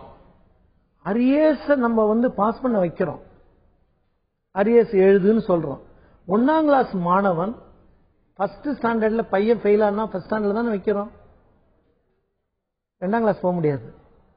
அதே மாதிரி நம்ம என்ன பண்ணலாம் அப்படின்னு சொல்ல வரேன். தரத்தை உயர்த்தணும்னு நம்ம பாடுபடணும் ஒழிய கீழே இருக்கணும் கீழே போட்டு நம்ம சொல்லக்கூடாது. தரத்தை உயர்த்திடணும். எப்படி உயர்த்த போறோம்? அதுக்கு தான் இப்ப நம்ம சொல்லணும். இந்த தரங்கிறது இது one of the yardstick, நான் இல்லைன்னு சொல்லல, ஒரு மெத்தட். இது இம்மீடியட்டா நம்ம சமூகத்துக்கு செய்ய வேண்டியது. இந்த கல்லூரியில இவ்வளவு தேர்ச்சி இருக்குதோ, இந்த கல்லூரியில இவ்வளவு தேர்ச்சி இருக்குதோ, அதனால இந்த கல்லூரியில போய் சேருங்க. அந்த கல்லூரி அடுத்தது ஒரு செமஸ்டர்ல குறைஞ்சு போச்சுன்னா அப்ப என்ன பண்ண போறோம்? இப்ப வெளியிட்டு இருக்கிற பட்டியலே பாருங்க, முதல் 10-20 காலேஜ் எடுத்திருக்கோம், முன்னாடி இருக்கிற ஒரு 20 காலேஜ் எடுங்க, நேமே மாறி இருக்கும் எல்லாமே. அவங்க மேல போயிருப்பாங்க, இவங்க கீழே போயிருப்பாங்க. காரணம் என்ன தெரியுங்களா? அந்த அரியர்ஸ் இருக்கிற பையன் பாஸ் பண்ணிருப்பான். போன செமஸ்டர் 2012 ஃபெயில் ஆனவன் 13 பாஸ் பண்ணிருப்பான். அப்ப அந்த தேர்ச்சி விகிதத்தை தூக்கிட்டு போயிடும். 1000 பேர் ஒரு தேர்வா பார்க்காம ஒரு ட்ரெண்டா பார்க்கலாம் சொல்லி சொல்றேன். ட்ரெண்ட் தான் பாக்குறாங்க. இதுல உண்மையாவே தரம். நீதிபதி அரசர் என்ன கேட்டிருப்பாருன்னா, ஒருவேளை எனக்கு தெரிஞ்சு தரத்தை ரேங்கிங்க கரெக்டா பண்ணுங்க. ரேங்கிங்கிறது வந்து ஒரு சரியான ஒரு கணக்கு பாடம். அது ரேங்கிங் வந்து ஏதோ ஒண்ணு பண்றோம் அப்படி பண்ண முடியாது. 100 பேர் படிக்கிற காலேஜில் 90 பேர் பாஸ் பண்ணிருப்பாங்க. ஒரு 2 பேர் படிக்கிற ஒரு கல்லூரியில் 2 பேரும் பாஸ் பண்ணிருந்தாங்கன்னா எந்த கல்லூரியை சொல்ல போறீங்க? 100% தேர்ச்சி இருக்கக்கூடிய 2 பேர் படிக்கிறதா? அந்த 2 பேர் இருந்திருக்கு. நான் டீனா இருக்கும்போது எம்டெக் லெதர் டெக்னாலஜில ஒரே ஒரு மாணவன் டிகிரி கொடுத்திருக்கேன். அண்ணா பல்கலைக்கழகத்தில் டிகிரி கொடுத்திருக்கோம். 100% தேர்ச்சி, 100% தேர்ச்சி. அப்ப வரும்போது இப்ப கொஸ்டின் வருது, 100 பேர் 90 பேர் பாஸ் பண்ணியிருக்கான், ஒரே மாணவன் ஒரே ஒருத்தன் 100%. இந்த ஸ்டாட்டிஸ்டிக்ஸ் நம்ம சொல்லுவோம். அதை வச்சுக்கிட்டு எப்படி வேணாலும் நம்ம வந்து பொதுமக்களை எண்களை வைத்து விளையாடலாம், அதை வைத்து வாழ்க்கையில் விளையாடி விடக்கூடாது. ஒரு கல்லூரியுடைய தேர்ச்சி வீதம் அப்படிங்கிறது பல்வேறு சார்ந்த விஷயம். ஒரு கல்லூரியுடைய தரத்தை மதிப்பெண்களை வைத்து மட்டுமே முடிவெடுக்க முடியாதுன்னு சொல்றாங்க. தரத்தை உயர்த்துறதுக்கு பல விஷயங்கள் செய்யுதுன்னு சொல்றாங்க. ஆனா ஒரு அடிப்படையான விஷயம் வந்து தகுதி, ஒரு இன்ஜினியரிங்ல சேர்றதுக்கான தகுதி மதிப்பெண்களை குறைச்சிட்டு வரக்கூடிய இந்த நிலைமையில நம்ம வந்து கல்லூரியில புதிய கல்லூரியில வந்து மதிப்பெண்களை வந்து கூட்டணும், அந்த ஆண்டுல தோல்வி இருந்தா அந்த ஆண்டே வைக்கணும் அப்படிங்கிறது சாத்தியமா? இது போக இன்னொரு முக்கியமான விஷயம் இருக்கு. தன்னாட்சி பெற்ற கல்லூரிகள், தன்னாட்சி பெறாத பல்கலைக்கழக இணைப்புல இருக்கக்கூடிய கல்லூரிகள் ரெண்டுமே வேறுபட பார்க்கப்படுகிறது. ரெண்டுக்கான வேறுபாடு என்ன? அண்ணா பல்கலைக்கழகம் சார்பாக இணைப்பில் இருக்கக்கூடிய கல்லூரிகளுடைய தர வரிசை பட்டியலை தேர்ச்சி விகிதம் சார்பாக வெளியிடப்பட்டிருக்கிறது. தேர்ச்சி விகிதத்தின் அடிப்படையில் வெளியிடக்கூடிய இந்த பட்டியல் கல்வியாளர்கள் மட்டுமின்றி மாணவர்கள் பெற்றோர் தரப்பில் ஒரு அதிர்ச்சிகரமான ஒரு எண்ணத்தை ஏற்படுத்தியிருக்கிறது. இப்படிப்பட்ட கல்லூரிகள் வந்து இது வந்து தேர்ச்சிக்கான ஒரு அடையாளமா பார்த்துக்கலாமா, நாம வந்து மாணவர் சேர்க்கைக்கான ஒரு வாய்ப்பா பார்த்துக்கலாமா, நம்முடைய மாணவர்களை எங்கு சேர்ப்பது என்ற பிரதானமான கேள்வி எடுத்திருக்கிறது. அதுதான் நான் திரு பாலு, அண்ணா பல்கலைக்கழகத்துடைய முன்னாள் டீன் திரு பாலு கேட்க விரும்புறேன். இந்த பட்டியல் மூலமா நம்ம தெரிஞ்சுக்கக்கூடிய விஷயம், நீங்க ஏற்கனவே சொன்னீங்க, இது வந்து தேர்ச்சி விகிதம் சார்பான ஒரு பட்டியலை மட்டுமே வச்சுட்டு ஒரு கல்லூரியோட தரத்தை நிர்ணயிச்சிட முடியாதுன்னு சொல்லிட்டு இயல்பு. இந்த கல்லூரியோட தரத்தை நிர்ணயிக்கிறதுக்குன்னு 2 விஷயங்கள் இருக்கு. என்பிஏ இருக்கு, நாக் இருக்கு. நீங்க சொன்ன மாதிரி அந்த அடிப்படையில் நிர்ணயிக்கலாமா? இப்ப வந்து நம்ம வந்து தரவரிசையை வந்து தேர்ச்சி விதத்தில் பார்க்க முடியாது. அப்ப இவங்க என்பிஏ என்ன மாதிரியான தரச்சான்றிதழ் கொடுத்திருக்கு, நாக் என்ன மாதிரி தரச்சான்றிதழ், A+B+++C எல்லாம் சொல்லுவாங்க. அது மாதிரி நம்ம பார்க்குமா? எப்படி அந்த தரத்தை அடையாளம் காண்பது? அண்ணா பல்கலைக்கழகத்துல சேர்க்கையின் போது ஒரு புஸ்தகம் கொடுப்பாங்க. ஒரு கல்லூரியை தேர்ந்தெடுக்கும் போது சிவில் இன்ஜினியரிங், மெக்கானிக்கல், எலக்ட்ரிக்கல் இந்த துறையெல்லாம் என்பிஏ அக்ரிடேஷன் இருக்குதா, அந்த கல்லூரி நாக் வாங்கி இருக்குதா? சாதாரணமா சொல்லலாம், ஒரு கல்லூரி நாக்கு என்பிஏ எல்லாம் வாங்கியிருந்தா அந்த கல்லூரி ஒரு தரமான கல்லூரியா தான் இருக்கும். உத்தரவாதமா சொல்ல முடியும், உத்தரவாதமா சொல்லலாம். என்பிஏவும் நாக்கும் இருந்து அண்ணா பல்கலைக்கழகத்தின் அபிலியேஷனும் இருந்ததுன்னா நான் இன்னும் ஒரு வழி மேலேயே போவேன். சில பிரிவுகளுக்கு பெர்மனன்ட் அபிலியேஷன் கொடுத்துருவாங்க அண்ணா யூனிவர்சிட்டியில. தரமான ஆசிரியர்கள், தரமான அவங்களுக்கு லெபார்டரிஸ் இருக்கு, அந்த டீச்சிங் லேர்னிங் ப்ராசஸ் ரொம்ப அழகா இருக்கு. புத்தகத்திலே குறிப்பிடப்பட்டிருக்குமா? அந்த புத்தகத்துல பெர்மனன்ட் அபிலியேஷன் குறிப்பிடப்பட்டிருக்காங்க. என்பிஏ இருக்கும், நாக் இருக்கும். அதை பாருங்க. இப்ப உதாரணமா ஒரு காலேஜில் நான் சேர போறேன், சிவில் இன்ஜினியரிங்லாம், அது என்பிஏ இருக்குதான்னு பாருங்க, நாக் இருக்குதான்னு பாருங்க. இதுவும் தரத்தை நிர்ணயிக்கக்கூடிய ஒரு அளவுகோல். இல்லன்னா அந்த அளவுகள் எனக்கு தேவையில்லையே, நான் விட்டுருக்கலாமே. இதுவும் ஒரு அளவுகோல். அண்ணா பல்கலைக்கழக புத்தகத்தில் இருக்குது, நீங்க பார்க்கலாம். அதை இந்த துறை வந்து NBA இருக்கு, NAC இருக்குன்னு சொல்லியிருப்பாங்க அவங்க. அதை வைத்து கூட ஒரு அளவுகோலா வச்சு அந்த கல்லூரியில சேரலாம். இப்ப உதாரணம் சொன்னா யாரும் தவறா எடுத்துக்கூடாது. கல்லூரி பேரை குறிப்பிட இல்ல, கல்லூரி பேப்பர் இல்ல, கிரிக்கெட்ல இருந்து வரேன். ஏன்னா அது யார் வேணாலும் என்ன, கிரிக்கெட்ல யார் வேணாலும் எடுக்க. டெண்டுல்கர் கடைசியில் ஆடும்போது ஒரு செஞ்சுரி அடிச்சாருன்னா அது 100வது செஞ்சுரி அதோ சொல்லிட்டு இருந்தாங்க. அடிக்கல, முதல் 2 மேட்ச்ல அடிக்கல. 3வது எங்கேயோ தான் அவர் 100வது இதுக்கு போனார். இத்தனை நாள் ஆடின ஒரு பேட்ஸ்மேன் இத்தனை நாள் ஆடலையே. இப்ப லேட்டஸ்டா நடந்த ஒரு 20 மேட்ச் எடுத்துப்போம். மேக்ஸ்வெல்ங்கிற ஒரு பேட்ஸ்மேன் வந்து எல்லாத்துலயும் 6 அடிச்சாரு கடைசி 4 மேட்ச்.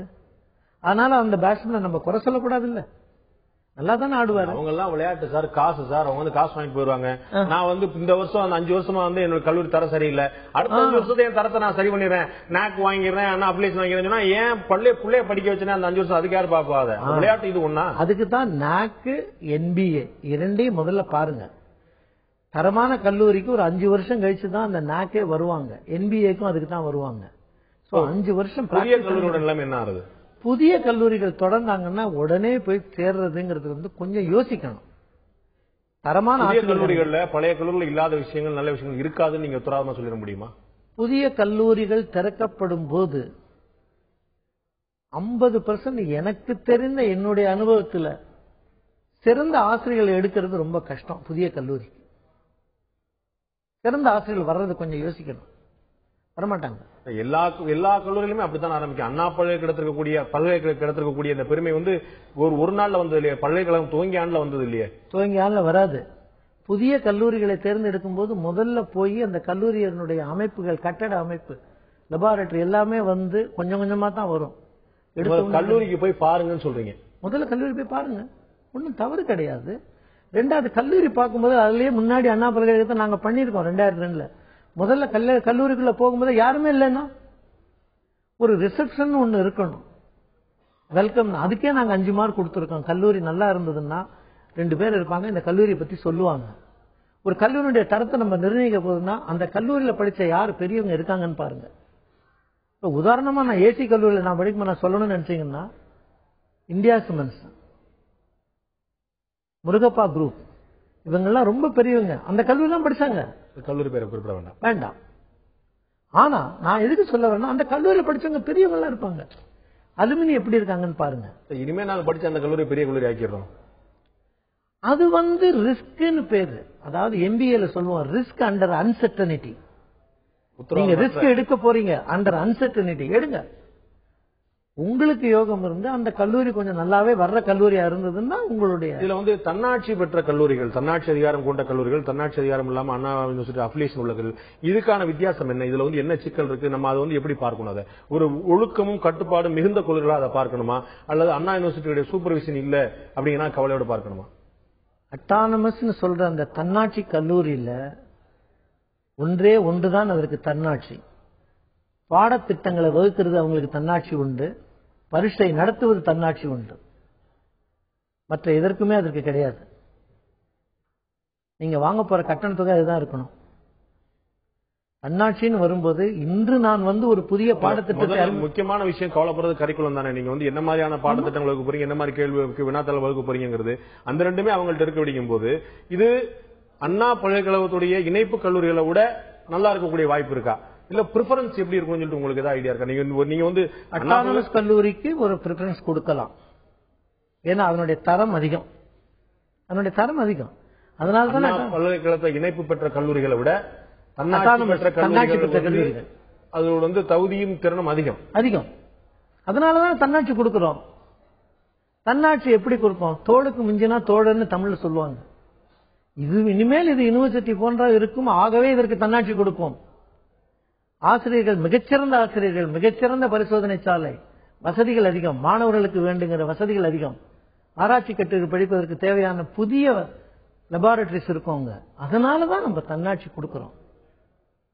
நிறைய கல்லூரிகள் தன்னாட்சி வாங்கி இருக்கு. அந்த கல்லூரிகள்லாம் நல்லா தான் இருக்கு.